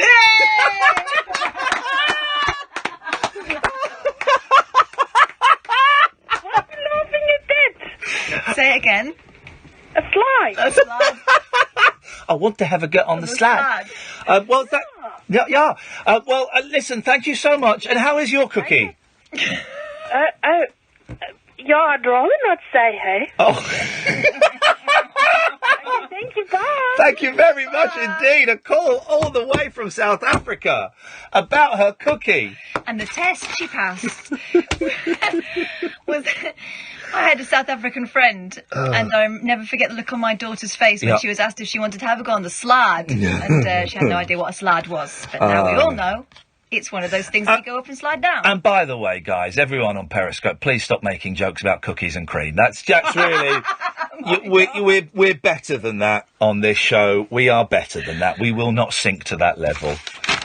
That was great. International calls, huh? From South Africa. Who'd have thunk it? I'm keeping cooking, by the way. We're going to have... We're going to have a little break. Don't call in for a few minutes because we have a little break. When we come back, we will take another hour of your calls straight to air. This is Talk Radio. Oh, she was great. Talk Radio. When do we do Talk Radio? We'll get you talking. My name's Frank. When I was on the streets, I was cold, lonely and scared. Christmas was the hardest time. I was absolutely by myself. I had nowhere to go. But then I came to Crisis at Christmas. It was awesome. They had proper food, showers, doctors, advisors. It was a real ray of hope, and it changed my life. So please reserve a place for someone at Crisis at Christmas for just £26 a day. Go to crisis.org.uk. You silly lady. That was brilliant. Thanks for listening. 'Twas the night before Christmas, and all through the house a party was stirring, good times paramount. I made my way to the fridge with some care, in hope that some strong bold dark fruit would be there. Then I exclaimed with a shout and a hoot, dark fruit to all, and to all. Slow down a bit, but it's a nice steady trickle, yeah. The original dark fruit cider with crisp apple taste and juicy blackcurrants. Drink aware for the facts. Please drink responsibly. Bob Mills Christmas Special on Talk Radio. It's mince pies and mulled wine all round as Bob Turkey Sandwiches Mills unwraps a parcel we did it in a delicate way. guests. Cheers, this is exactly. Murray, the pub landlord here. You're listening to me here on Talk Radio, where I get the chance to explain to Bob Mills where it's been going wrong all these years. On Christmas Day. So join me, Bob Mills, with very special guest Al Murray, with lots of Christmas cheer, and Vicky Michelle. Hello. Bob Mills Christmas Special. What a perfect present for every man, woman and child. Peace and goodwill on earth to all men, and some women. Arriving down your chimney, Christmas Day from 7. That was facetiously perfect. On Talk Radio. My dears won't listen to anything else. The Paul Ross Full Set Christmas Breakfast on Talk Radio. We'll get you talking. The kids have been up since 4 o'clock, and all you got was a pair of socks. Nothing worth watching on the box, but you can listen to Paul Ross. Your father-in-law can barely stand. The sprouts are burnt and the bird is bland. The wife didn't like her sexy pants, but you can listen to Paul Ross. Join me, Paul Ross, on Talk Radio and tuck into a yum festive full set breakfast special that will set you up until lunch. The Paul Ross Full Set Christmas Breakfast. Christmas morning from 6 on Talk Radio. We'll get you talking. Christmas on Talk Radio. You still after a present for your missus? We'll get you talking. Merry Christmas. Talk Radio. It's midnight, I'm Carl Hartley. A 44-year-old's been charged with murder after a supermarket worker was stabbed to death at her store in North Yorkshire. Geordie Wilshire was attacked at an Aldi in Skipton yesterday, as Anna Jones reports. The man is due before magistrates in York in the morning following the death of the 30-year-old mum who suffered multiple injuries. Jodie's husband Malcolm has described her as an amazing, beautiful and lovely person. The chief executive of Aldi UK and Ireland says everyone at the chain is devastated. Her colleagues say they're in shock. The runway at Bristol Airport remains closed after a plane veered off it this morning. Officials have apologised after thousands of people have had their journeys disrupted. Now, there's been an angry response after Theresa May rejected calls to appoint a more diverse panel to oversee the Grenfell Tower public inquiry. Survivors want people to be brought in to sit alongside the chairman. Pro-Brexit Conservative MPs say new blue British passports should be made in the UK. The government's confirmed its plans to ditch the EU-enforced burgundy cover soon after Britain leaves the EU. Jacob Rees-Mogg is among Tories who say they're symbolic and must be manufactured here. And some chocolate lovers aren't happy after realising Cadbury's have removed fudge bars from its main festive selection box. One fan wrote on social media, "Christmas is ruined," as the treat's been replaced with a Dairy Milk Oreo. That's in the $2.99 packs. If only that was all I had to worry about. Weather, most of the UK will stay cloudy and mild overnight with very little rain. Saturday will be cloudy, mild and breezy with patchy drizzle on western coast and hills and bright spells in the north. Another hour, guys, you can't go to bed yet. Heavy rain and strong winds. Across the UK, online and on DAB. Get an earful of unusual nocturnal emissions. I'm looking at a computer. That's what I'm looking at here, you can't see. Iain Lee. No relation, thank God. Unfiltered Night Talk with the original king of unconventional conversation. The Late Night Alternative with Iain Lee on Talk Radio.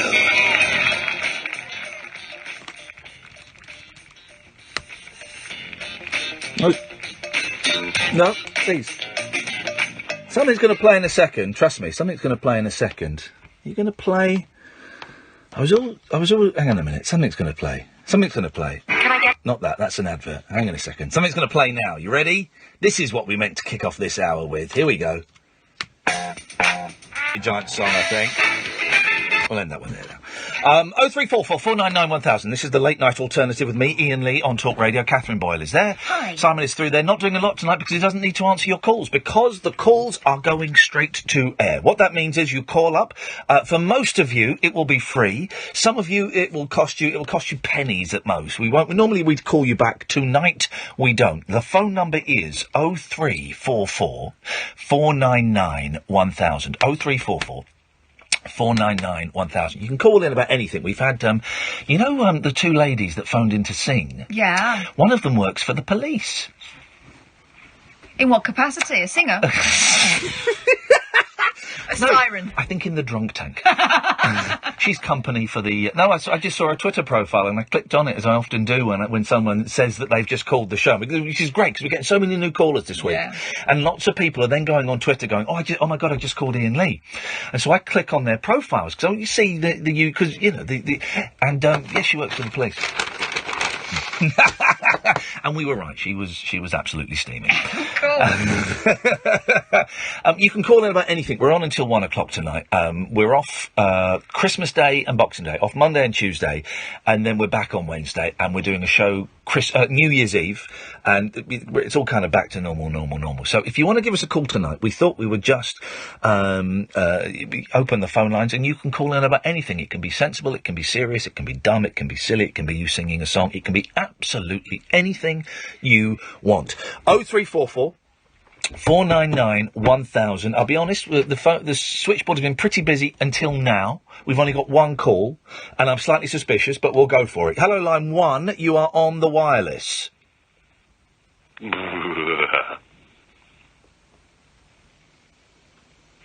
Thanks very much for calling. I was right to be suspicious. It was a ghoul. Line 2, you're on the wireless. How you doing, Iain? I'm doing well. How are you doing? I'm doing well. Fantastic. Oh, it's awful because I've got this streptococcus throat, strep throat, whatever you want to call it. Yes. Been put on the old what's it called? I've got it here, penicillin for bloody 10 days. Yeah. Can't drink. And I work from home. You sound awful. Your throat sounds but like my boy, the streptococcal thing, that's tonsillitis, isn't it? Or is that a variation of tonsillitis? It's like a posh tonsillitis. The advanced stages, And so how many days into the 10-day treatment are you? Day 2. You won't believe it. I've had it since the 11th of December. Mate, your Christmas is knackered because you can't drink. They say that, but I live quite close to Birmingham, so I went to the old German market, and I ignored that advice last night, but I don't think it's done me any good. Wow. Had a bit of the old mulled wine. Bloody disgusting, but it's fine because I can't taste anything, Yeah, but... I can't breathe. First of all, mulled wine is hideous. It's an awful, awful drink. But now, here's the thing. When they say you can't drink when you're on antibiotics, is that because it just gets you really, really drunk, or it negates the effect of the medicine? I think it doesn't do much. I think it just sort of slows you down, makes you feel worse. But I can't eat before I eat these as well. My next dose was 10 minutes ago, but I haven't taken it, so good reminder of myself there. Good reminder. You literally don't care, do you? You're flirting with death. You're a daredevil, you are. I've had this for almost 3 weeks, and I forgot what it feels like to be well. My bed, I work from my bed, and I'm still working from my bed, but ill. So I've been trying to get out as much as I can. I've been playing a game. I know you don't like security guards. I've been playing a game that I call security dodging. Yeah. In the shops. What does that mean? It doesn't involve putting turkeys under your hat or anything, does it? Right. There's this one in my local Tesco. She's awful, really small, about 5'4". She couldn't take down a thief if she tried. But what you do is, you go to the alcohol aisle. You know those tags they put around the necks of the bottles. Yes. You always see some of those abandoned. So I always take one. Yeah. I always take one, and I leave the shop to set the alarm off. Huh? Now I've dabbled with the law. They have no right to stop you, Iain. They have no right to stop you. So I make a break for it and see what they do. This guy's insane. And what do they do? The worst thing I've had is I was detained in a JD Sports for half an hour once. I had 3 guards on me. I had one blocking the exit, one trying to search my bag, one just staring at me. Staring at me. Yeah. The most effective one. Because you nicked a security tag. No. Well, yeah, sort of. Was it attached to something? Was it attached to a pair of trainers? You can, on eBay, you can buy your own. So I did actually. I've got a little card that I made. So you stick one of the big ones and then one of the, those striped ones. Yeah, what? So you just leave the shop, see what they do. Because I hate security guards. I hate them. I hate them. So hang on a minute. So you bought some security tags off of eBay just to make them run. Yeah. And then you walk into shops. Cheap. They're about about £2. Because they're not that good, If you hold them in your hand, the alarm won't go off when you walk in. Right. So you can walk in, have a wander around, act a bit suspicious. Walk out, the alarm will go off. He goes round and acts suspicious. How does one act suspicious these days? It's been such a long time. This guy's nuts. What you do is you unzip your coat about halfway down, and then you walk around, you look around, zip it up again. That's it. It's mainly zip work. This guy is absolutely brilliant. And then, so when you say, when you eventually say that it's my security tag, what do they say to you? There was only one time I did that because they were actually going to call the police. But usually, I just proclaim that it was an accident. I've got nothing on me. They don't have any sort of right to search me. Wow. Surely it goes off again when you leave. Surely it goes off again. But if I've got it in my hand, or if I bend it a little bit, the whole thing's just broken. It will never go off again. Oh. Those things are so weak. You don't understand. Why? You don't understand, Catherine. You just don't understand. Why do you hate security guards so much? Did they kill your parents or something? Well, it was it all stemmed from this one in Tesco, the 5'4" one. Because I was in there with my mate, and this was years ago. This was about 5 years ago. I was still in school, and I had a clipboard, and we were walking around getting some prices for our business lesson or something. And this guard marches up to us, and she says she's Irish, so she's like, "What have you been writing? People have been talking to us about you've been writing things down about them." So we're sort of taken aback, and we show her, and it's just got prices on, and she still insists that we leave the shop. Oh, you know why? I bet she thought you were from Asda. They do that, They do.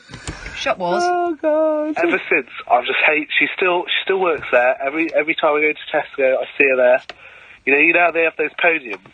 She can't see over them. Yes. 5'4". Yes, yes, 5'4". So, yeah. Wow. But I never do the alarm when she's around now because she's scary. She is quite scary. Tiny Irish. Because you've got a certain amount of respect for her, haven't you?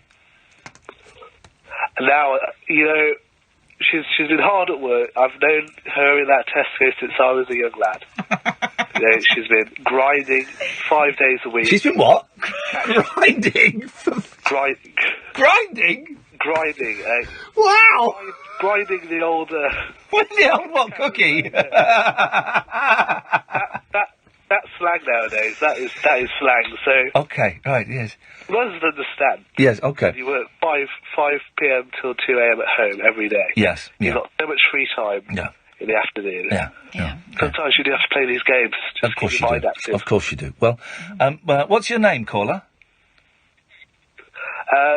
Right.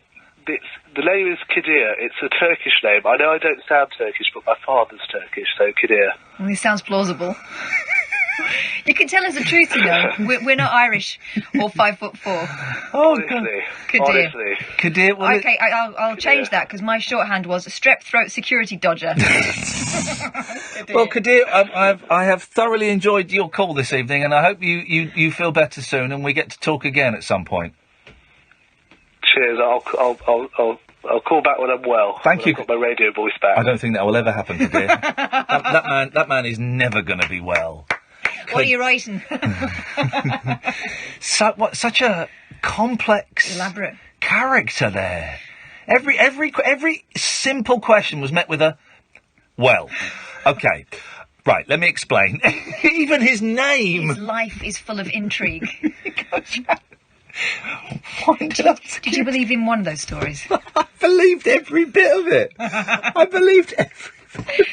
I had a purse once, a new purse, and my mum and dad had left the tag in it, so I kept setting the alarms off, and there is a certain thrill to it. Oh dear. I suspected it might be me when it kept happening. We've got another 45 minutes for everybody who's at home grinding their cookie. Oh, stop it. 0344 499 1000. I'm Iain Lee. This is Talk Radio. Oh, he was great. Kadir. Conversation. Meet the new star of the Christmas show. Christmas on Talk Radio. We'll get you talking. He's spotted an opening, and he's going for it. He's gone to Now TV. He's lining up a Sky Sports Day Pass. Oh, what about that? Everton v Chelsea and Leicester City v Man United, streaming live today for just $6.99. That's got to be the winner. Can you believe it? My boys have got that voice at the moment. Only pay for the game to matter to you, search Now TV. 18 plus. No, you can't go to bed. You've got to stay up. Ready? After 3, 1, 2, 3, pull! Tonight, there'll be 200 Yes, the kids extra are very Lotto excited winners about of £20,000 in the Lotto Christmas raffle. Make sure you've all got your tickets for tonight. Lotto, who wins if you win? Rules and procedures. No lock-in tonight. I think we're all a little bit tired. We might do a lock-in next week, maybe. To a mate. I see as many of the comments as I can when I'm looking. Wind them up. Bring them down a peg. Thank you, Melody. Tell them stuff you never thought you'd Just tell about to set up to 1 o'clock. It's only another 40 They're minutes. proper mates. Like brothers. Have I been to painting? Listen, mate, Yes, I have. You say what you feel like saying. Well, thank you, Emily. I love you, man. And I'm not going to let Hello, you drink Hannah. drive. Stupid, innit? Mates don't Locking let goes mates on as drink long as you drive. want. 2 hours, 20 minutes, whatever we fancy, really. Gravy on Christmas dinner? Yes, of course. It's an amazing event. Yeah, it's a bit wonky under there. I went up a little bit too high. It can truly change lives. People come through the door with nothing, freezing cold and worn down by life on the streets. But at Crisis at Christmas, there's food, company, and access to support that can turn lives around. You don't need to have anything so to say. Yes, I've been to bring Hitchin, of someone in course. from the cold. Reserve a place at Crisis at Christmas Yorkshire today. pudding on Christmas for dinner, just sure, why not? £26 and 8p. No. Go to Shut up. crisis.org.uk. Thank you. Oh, no, shut up. And mint sauce. Don't be dirty, that's not... I had mint sauce in my dinner in the jungle. Jen It was runs the Christmas Split dinner. Screen Coffee Company. Yes, mate. The ability to access Yeah, so it goes on the roast sage potatoes. in different places Well, your is roasted is essential. covered in mint sauce. They gave me a little... See how your business could benefit from Sage Business Cloud with a free 30-day trial of Sage Accounting. Realise your business ambition. Visit sage.co.uk/free trial. Sage Business Cloud. Helping you How long till I manage sack off everything Talk from Radio? money No, to not at all. people. Not at all. Be Sage. Sticking with it. Build on. Yes, I do keep in touch It's with a day Chappie. of I'm going to festive go and have a coffee with her indulgence, keeping you awake at night over that with Christmas week at heartburn some and point. indigestion. Get dual relief with Gaviscon Yes, I Double do. Action. It gets to work instantly and lasts Or up to mint twice sauce as long in as mash. antacids. Oh, mate. This Christmas, That try is an Gaviscon incredible Double suggestion. Action. Always That is an incredible suggestion. Everyone likes to get a broadband deal, but who's got time to go searching for them? At BT, we do the hard work for our broadband customers by offering them personalised deals. So now getting the right deal takes no time at all. If you're our broadband customer, you can find your personalised deal at bt.com/mydeal. It's ready and waiting for you. Experience the unconventional, the unpredictable, and the completely unorthodox. Exactly. With rule-free Iain Lee. The Late Night Alternative with Iain Lee I've got no internet for the last 4 days. on Talk Radio. Luckily, some of the more annoying callers, Nigel from Maidstone, who we just heard in that trail, Ken from Newcastle, and someone else, they've been phoning up the James Whale Yeah, villains, I think which is maybe great. their bedtimes might have been moved so that they've got to go to bed earlier. P from SP seems to have disappeared. Yeah. Which is great news for everyone concerned. 0344 499 1000 is the telephone number. Call straight to air tonight. It's been a lot of fun. Another 40 minutes. People on Periscope saying, oh, I might go to bed. No, stay. Got another 40 You're minutes. almost there. Come on. Come on, guys. So let's go to line 1. 1, you're on the wireless. Evening, boss. Good evening, line 1. I've got a dilemma that you can help me with. Of course I can. That is what we do. We are dilemma solvers. Oh, well, I'm sitting there wrapping up the festive gifts. Yes. And all that. We call them Christmas presents. Well. Yep, but... Maybe he's a bit posher than us. Okay, could be. That's very, very possible. No, definitely not. Anyway, is it really wrong that I've took at least 2 of them and put them to one side saying, actually, I'll keep those and give them... Oh, no, that's great. That is great. I've done that before. I've done that before. So much better. Yeah, no, I've done that before. I've thought, actually, I've got a couple of things for them, and yeah, that looks right. I'll tell you what I do when I'm wrapping up, because I'm lazy. If I've got, like, loads of presents for one person, I'll just wrap them in one... thing. I can't be bothered with just wrapping up 4 different things. Yeah, if it's like, well, especially if it's like a couple of DVDs and a couple of books. I might do, if it's like 2 DVDs and 2 books, I'll do 2 presents instead of 4. I think it depends on their age, doesn't it? Because if they're Litlands, I like to do lots of presents. Yeah. Because they love unwrapping them. Yeah, but I don't even know why we bother to wrap presents. Just put them in a bag. Put them in a bag and fold the top of the bag over and give it to me, and that'll be fine, because it's a waste otherwise. We're killing the planet. Just for wrapping paper. You ever do the old, getting a really big box and putting a tiny present in it, Trent? I'm not a bastard, so no. Oh, I have not. Just be me, That is just you, Lee. I would never consider such a thing. I don't like that. I don't like those kind of tricks at Christmas. Oh. So no, but I've done very little Christmas shopping because I've been away. So my wife. Where have you been? Shut up. My wife did all the Christmas shopping for the kids. And then I went out today and I just bought... I'm just not in... I don't feel Christmassy at all. I don't feel the vibes. So I went out and bought some perfume for my mum. Probably the first year as well, I'm not going to be able to get my mum out of the care home on Christmas Day. And I feel a little bit rotten about that. I'll probably take her out Boxing Day, but it's just... Oh, man.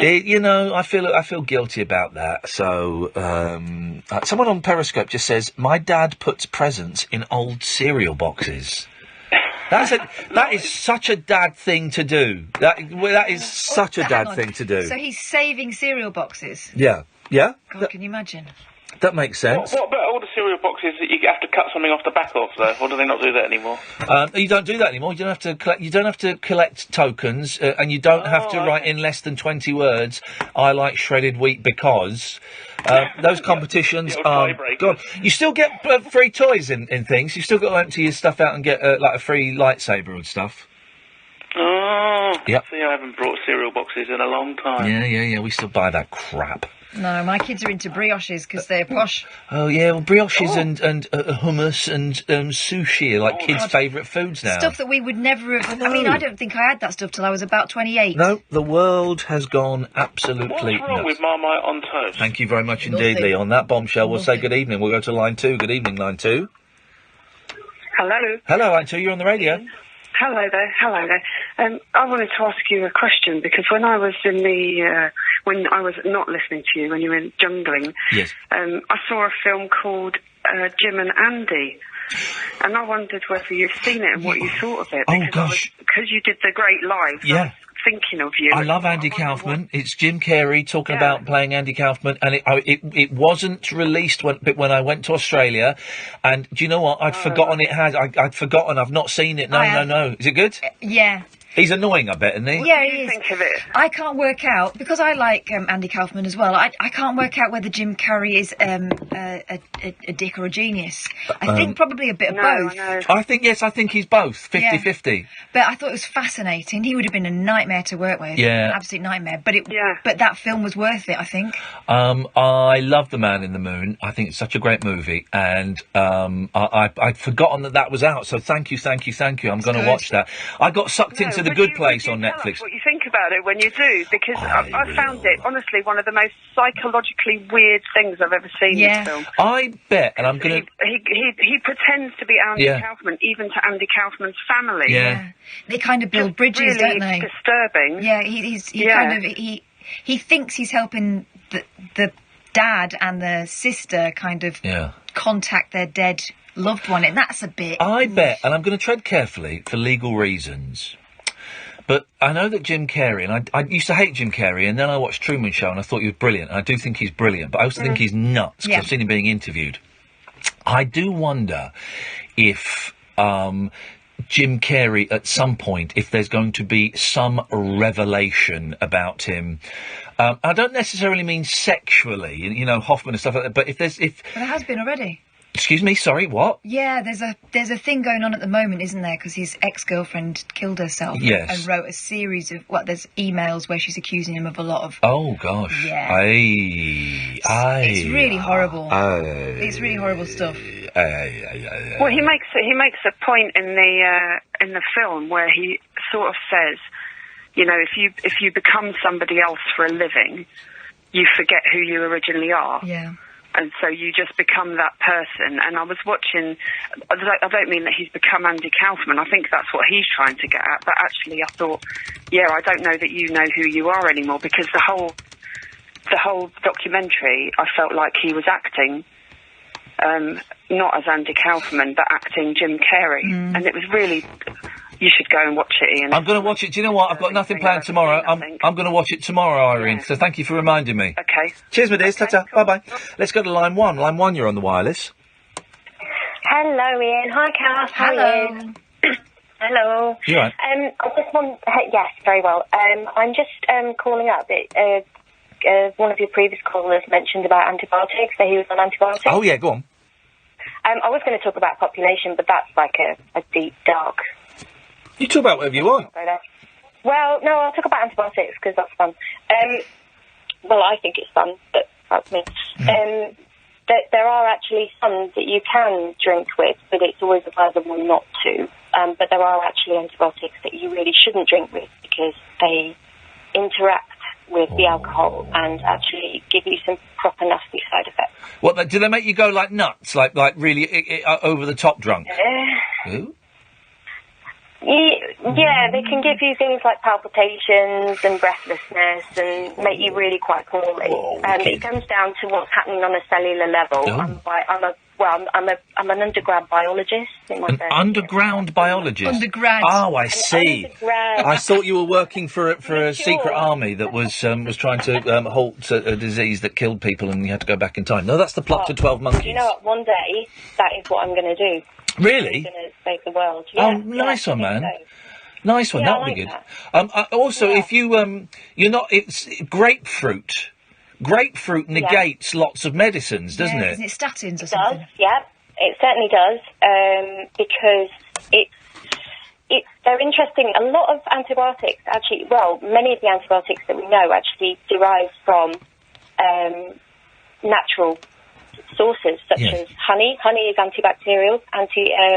It's actually really good for skinned wounds and degloving.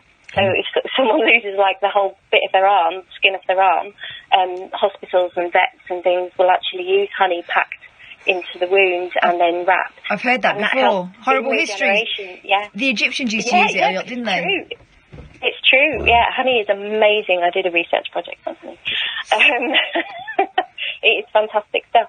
I haven't had a cold. If I start feeling a cold coming on, I have warm honey and lemon. Just warm, raw honey, and the cold never. But isn't it supposed to be this Manuka honey that costs like 45 quid a jar? Absolutely not. So the reason Manuka, or the reason that I believe, because I volunteer for a centre, a bee centre in Lancashire as well. You volunteer for a bee centre in Lancashire. Brilliant. There we go. That's the sentence of the evening. Yeah, well done you. I certainly do. Thank you. I love bees. God damn it, someone's got to. Oh. And they're amazing. They're amazing. But so Manuka is from a tree in New Zealand called the Manuka tree, and basically it's all to do with the fact that the bees only go to that one tree, and therefore the pollen and everything, the way that they make the honey, is through the Manuka, which is why it's Manuka. But it's also the transportation, getting it over to the UK and everything else that makes it more expensive. That's what I've been told, and that's what I believe. However, if you buy raw honey from your local area or from a farm shop or even the supermarket, but it says raw on the jar, it means it's raw. And it doesn't matter if it's clear or if it's solid. It will have almost the same properties, if not, some of them are better. Heather honey actually has, or it seems to have more antibacterial qualities in it than Manuka does, and it's a lot less expensive. What's the difference between raw honey and the stuff that probably is more common? Right. So most people like clear honey. They like it fluid. Yes. You know, that they can drizzle on Weetabix and whatnot. Yes. Most honeys don't end up being like that. It depends how much water content they have in them. So if what happens generally is if it's not raw, it's been pasteurised, so it's been heated and processed and sieved, which takes out a lot of the bacterial qualities because it's all about the enzymes, and enzymes die if you heat them. So raw honey isn't heated. It's just sieved. It's straight off the frames for honey hives. So hang on a minute. Sorry, I'm looking on Periscope, and there's a young woman who's just said, "I've never tried honey." Oh my God! What the hell? What is wrong with these millennials? You've never tried honey? Straight to avocado. Are you nuts? Jeez, go out and buy some bloody honey, honey. Tell them about the honey, mummy. And there's so many different types, and it depends what pollen you've used. I know this is very interesting, isn't it? But no, it is. Well, I bought some orange blossom honey. I don't like lavender honey. Tastes, doesn't it? Yeah, it tastes of lavender. Yeah. Tastes of lavender. Why would they do that? The dirty There's a heather.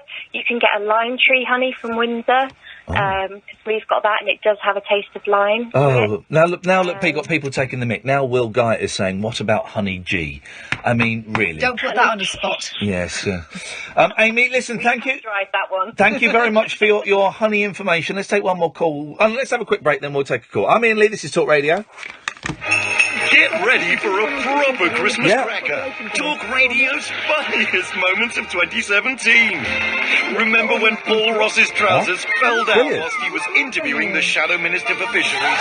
Remember when Julia Hartley-Brewer punched a police horse outside the Houses of Parliament? Why do you want women phoning Remember in? when George Galloway threw Donald Trump's golf off a ferry in the Firth of Clyde?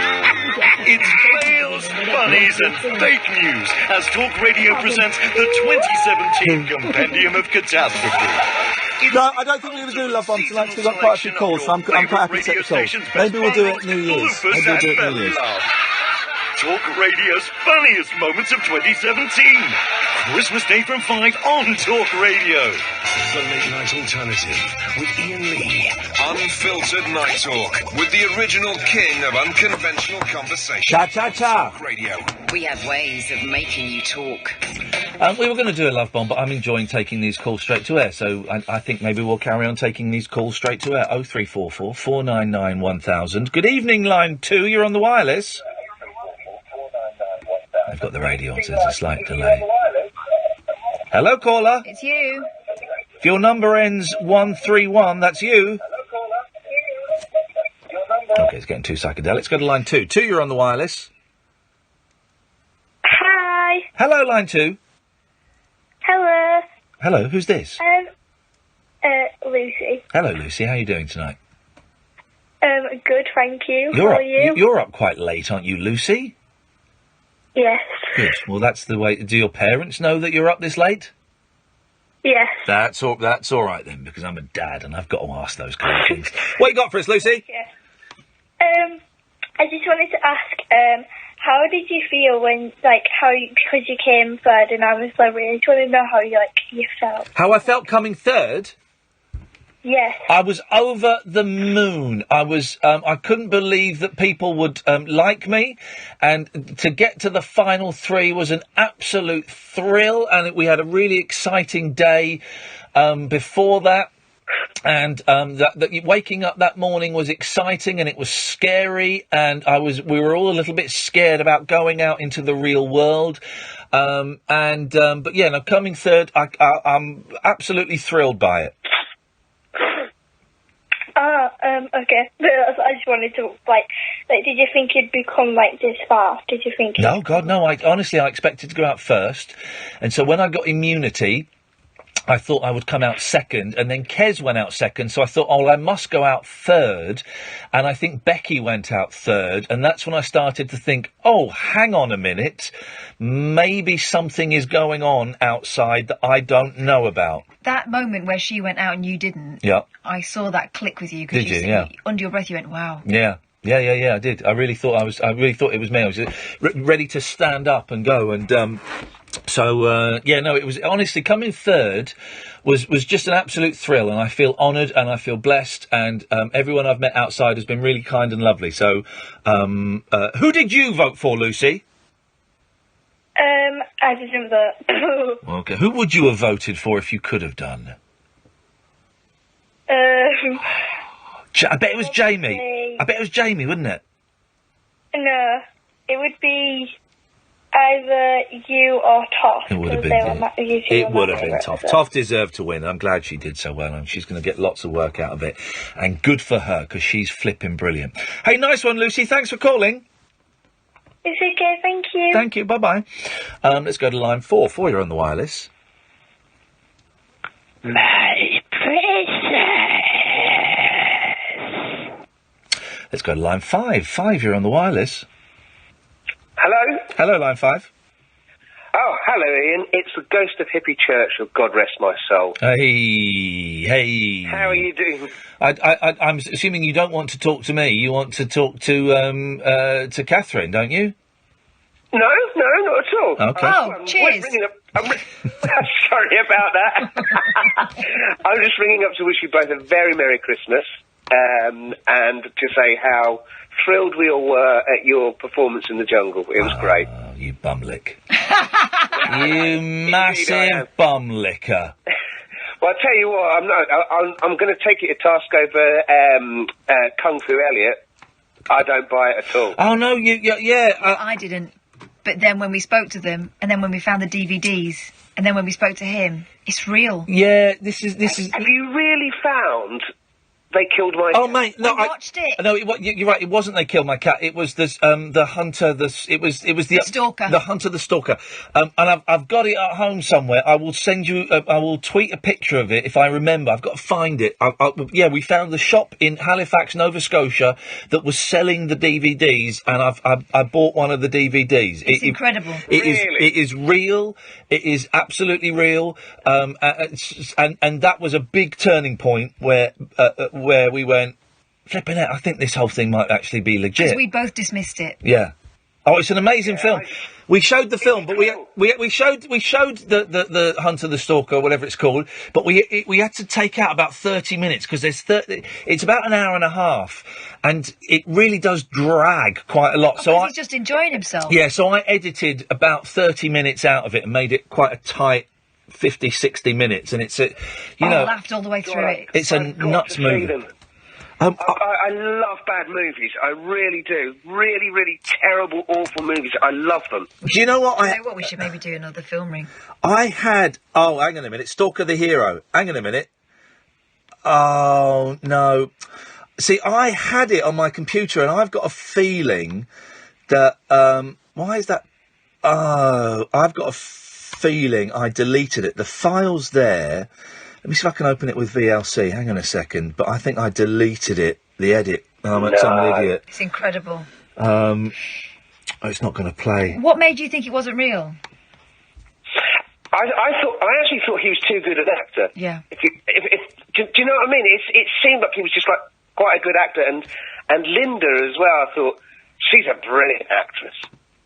And I don't know, perhaps I'm just too used to seeing things like This Is Spinal Tap and other mockumentaries, and I just thought, it's got to be. No, exactly. And you watch it thinking, wow, that is a great spoof. But then when you realise it's real, I mean, you've got to watch it again.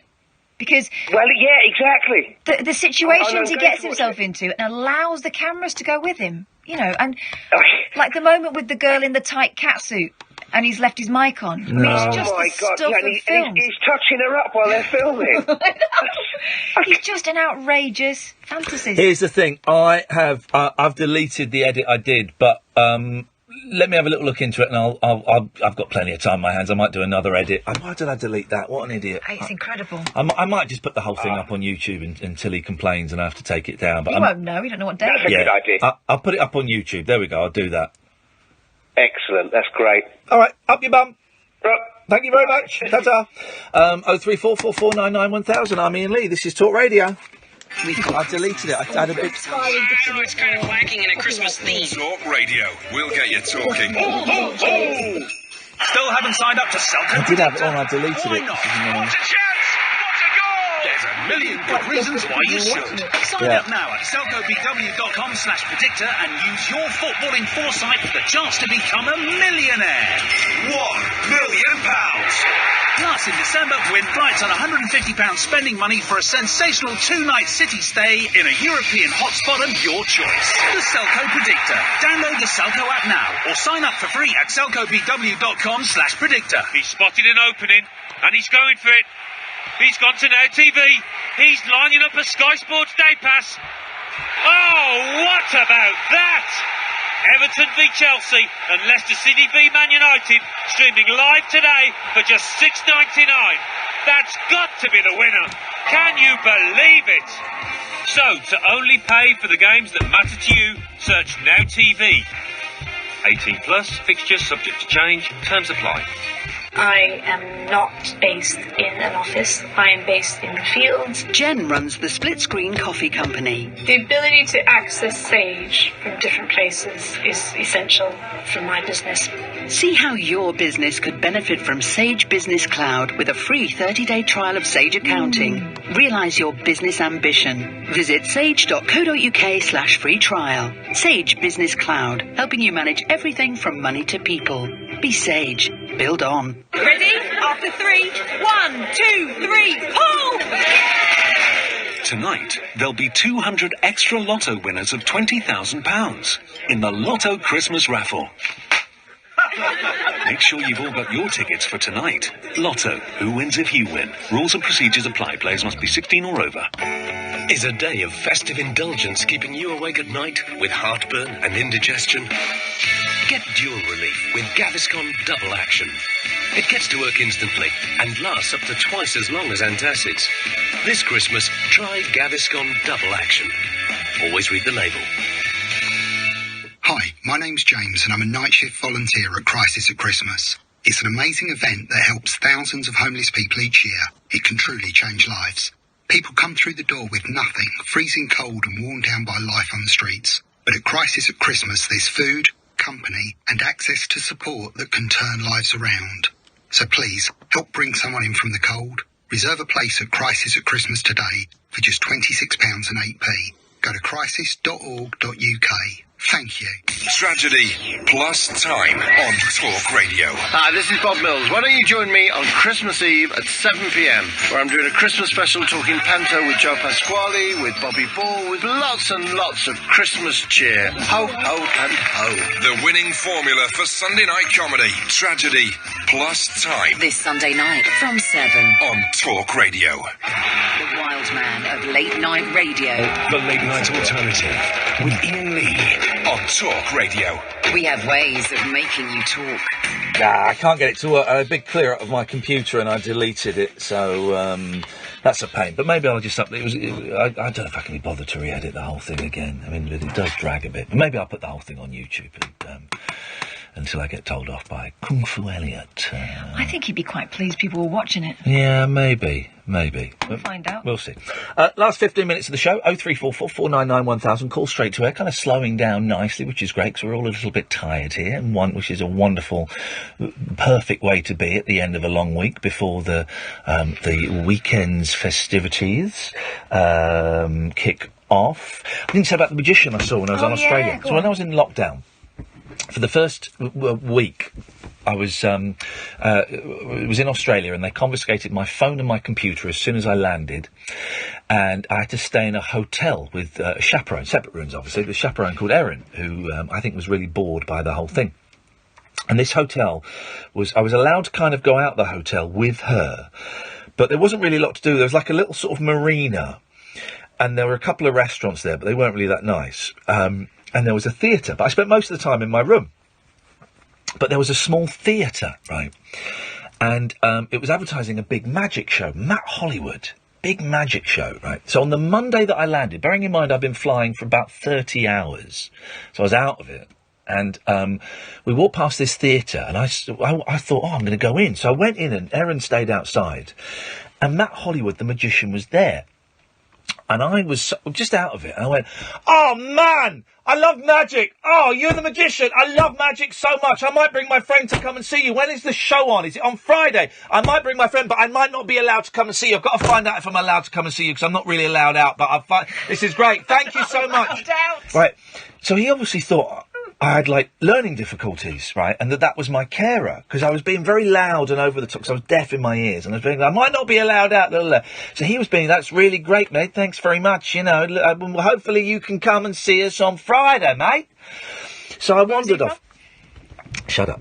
So I came out, and we had to get permission from the producers to go and see this show, and they said yes, we could go and see it. And I was obviously going to pay. I had to take Aaron with me, and I said, right, I'll pay for a ticket, but it's Friday night, something to do. So a couple of days, like Wednesday, we went back to the theatre to buy tickets. There was a young lady, a really young lady, like a girl, selling tickets, and I said, oh, we'd like a couple of tickets for Friday night show, and she went, okay, how do you do an Australian accent? Like that. Okay, then. I can't do an Australian accent. Okay, well, I'll give you a little tour of the theatre. I thought, oh, this is nice. She said, well, this is the box office. I stood there, like the foyer. I went, okay. She pointed to, like, a drinks, big fridge, like, you know, the fridges with the glass door. She went, well, this is the bar. Okay. She's not moved at this point. No. And she comes out and she goes, well, this is the foyer. I said, OK, great. Then she took us into the theatre. It was a really nice little theatre, 200-seater theatre, lovely stage, and, like, loads of magic equipment on the stage. And she went, this is the... I'm so sorry, this is my first day. Hello? And she was getting all breathless. And I went, oh, it's OK, it's OK. We'll just look around. You get your breath, you know, focus. She went, this is the theatre. We have two prices of tickets. We have the standard price, which is $69. I was thinking, $69? I didn't know the exchange rate, but I thought, that sounds quite a lot. Yeah. You know, so she said, $69. Or we have the VIP package. And she said this, I remember she said this. She said, this is the one that most people buy. Yeah. You get red carpet treatment, you get in early, you get free chocolates, you get waited staff during the show, and you get a signed lanyard, and that will be $149 each. And I went, okay, well, we're just going to get the cheaper tickets, but thank you very much. And we went out, and then she couldn't work the card machine, and she had to call someone. I had to say, this young lady's doing an excellent job. Brilliant, we're going to get the tickets. She said, right, well, the show is at 8 o'clock on Friday. No, sorry, the show is at 7 o'clock on Friday. Come here at 6:30 to pick up your ticket. Beautiful.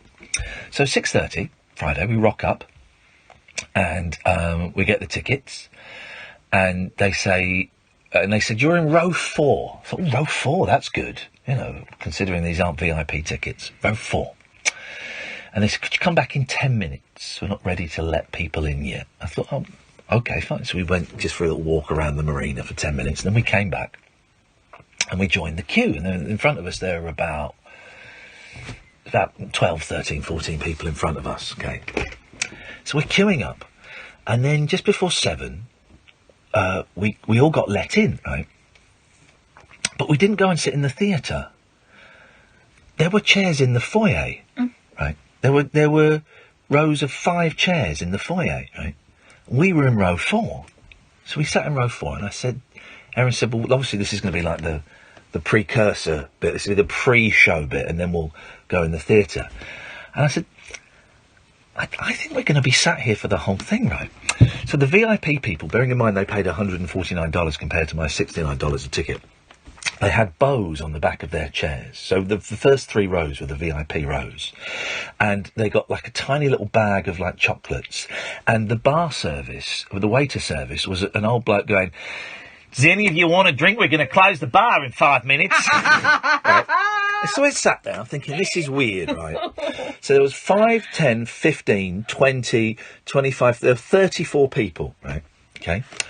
And then we had to watch a 12-minute video of footage taken from YouTube, but shown on a huge screen, so it's all pixelated, of Australian television shows and hosts going, ladies and gentlemen, would you please welcome Matt Hollywood, right? And then you'd see this guy walk out, then it would cut to another clip and another, 12 minutes. Just the intros. Just the intro. And then loads of stills of him with, like, Pamela Anderson and stuff, right? And then, this is now about 7:15. And then we watched, then they showed a sketch about football. Right, it went on for 5 minutes. It was a sketch about a goalkeeper saving penalties, but with his face, right? And I'm there and going, this is flipping weird, right? And then suddenly it goes, would you please welcome your magician tonight, Matt Hollywood? And, like, the screen lifted and Matt Hollywood was there. Magic. Well, he wasn't. He kept doing this thing where he'd like make fire come from his fingers, but basically it's a bit of paper, and you could see the bit of paper. And anyway, and the whole show was done in the foyer. He'd sold 34 tickets, so the whole show was done in the foyer. Do you think he'd not made enough to hire the theatre? No, but he had he was the only show that was in the theatre, and he was there all summer. That was like his. I guess it wasn't his theatre, but because in on the stage was like massive soaring women in half type equipment and stuff, and he kept winking to me because he obviously thought I was learning difficulties, and you know I love magic, right? I love magic, and we have a great magician, Pete Heat, who comes on from time to time, right? Some of his tricks were quite good. Some of them were really, really rubbish tricks, right? And then there was one where he got Erin up. Right, and she said to me, I hope I don't get picked because I hate that kind of thing. And he got her up for a trick and she was like, oh, God. Okay, and he did this trick where, he had 2 volunteers and he would touch one of the volunteers on the arm while the other person had their eyes closed. And the person with their eyes closed would then be able to go, oh, you touched me 3 times on the arm, right? And he'd go, I didn't touch you.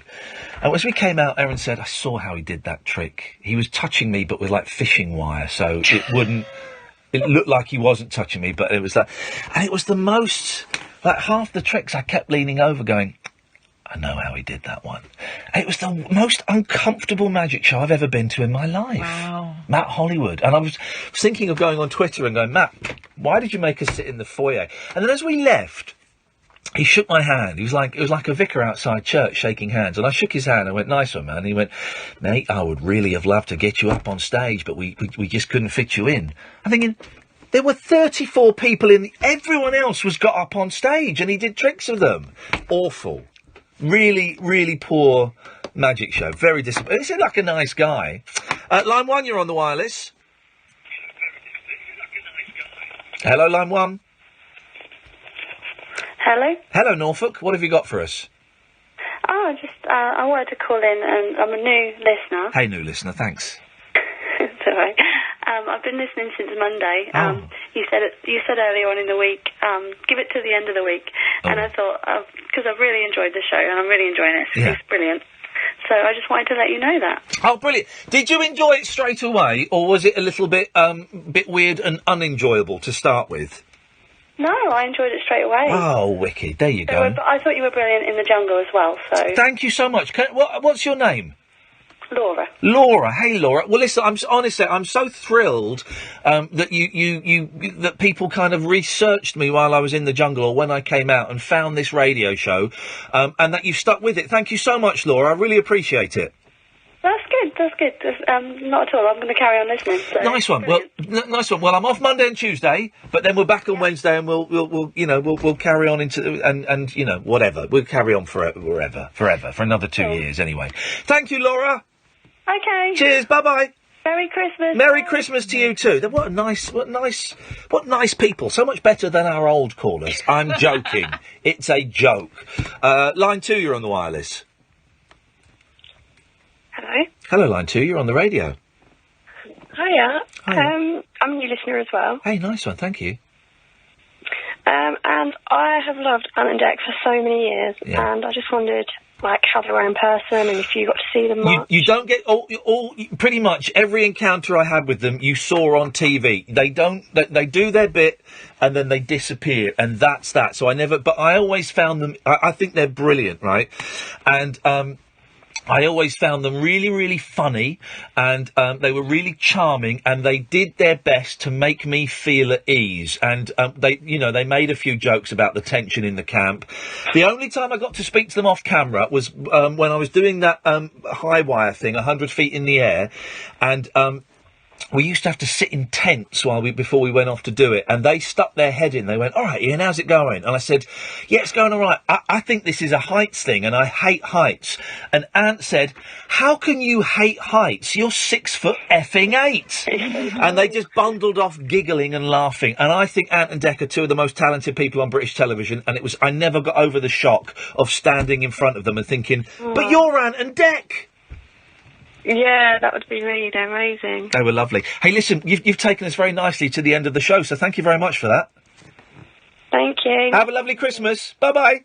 You too. There we go. What a lovely couple of calls to end on. Catherine, thank you so much. Thank you. A lovely Christmas. I'll see you in Wednesday. I'm in Wednesday. Yeah. Beautiful. Dear listener, thank you so much. Don't forget there's podcasts to keep you entertained. Simon, thank you so much for the last couple of days. We will be back on Wednesday, at 10 o'clock, doing the usual things. The calls are normally a little bit quiet over Christmas, so we'll have plenty of nonsense. Have a lovely Christmas, and we'll speak to you on Wednesday. Ta-ta! What lovely callers. Lovely, intelligent young women. How could anyone have a problem with that? Talk Radio. We'll get you talking. This Christmas, the classic bear from darkest Peru is back. Paddington's story. Yeah. On Talk Radio It's in nice, association with Harper how amazing. Periscopers, there's Catherine. Have a lovely Christmas. Peace and love. We'll speak to you on Wednesday. Thank you. Bye-bye.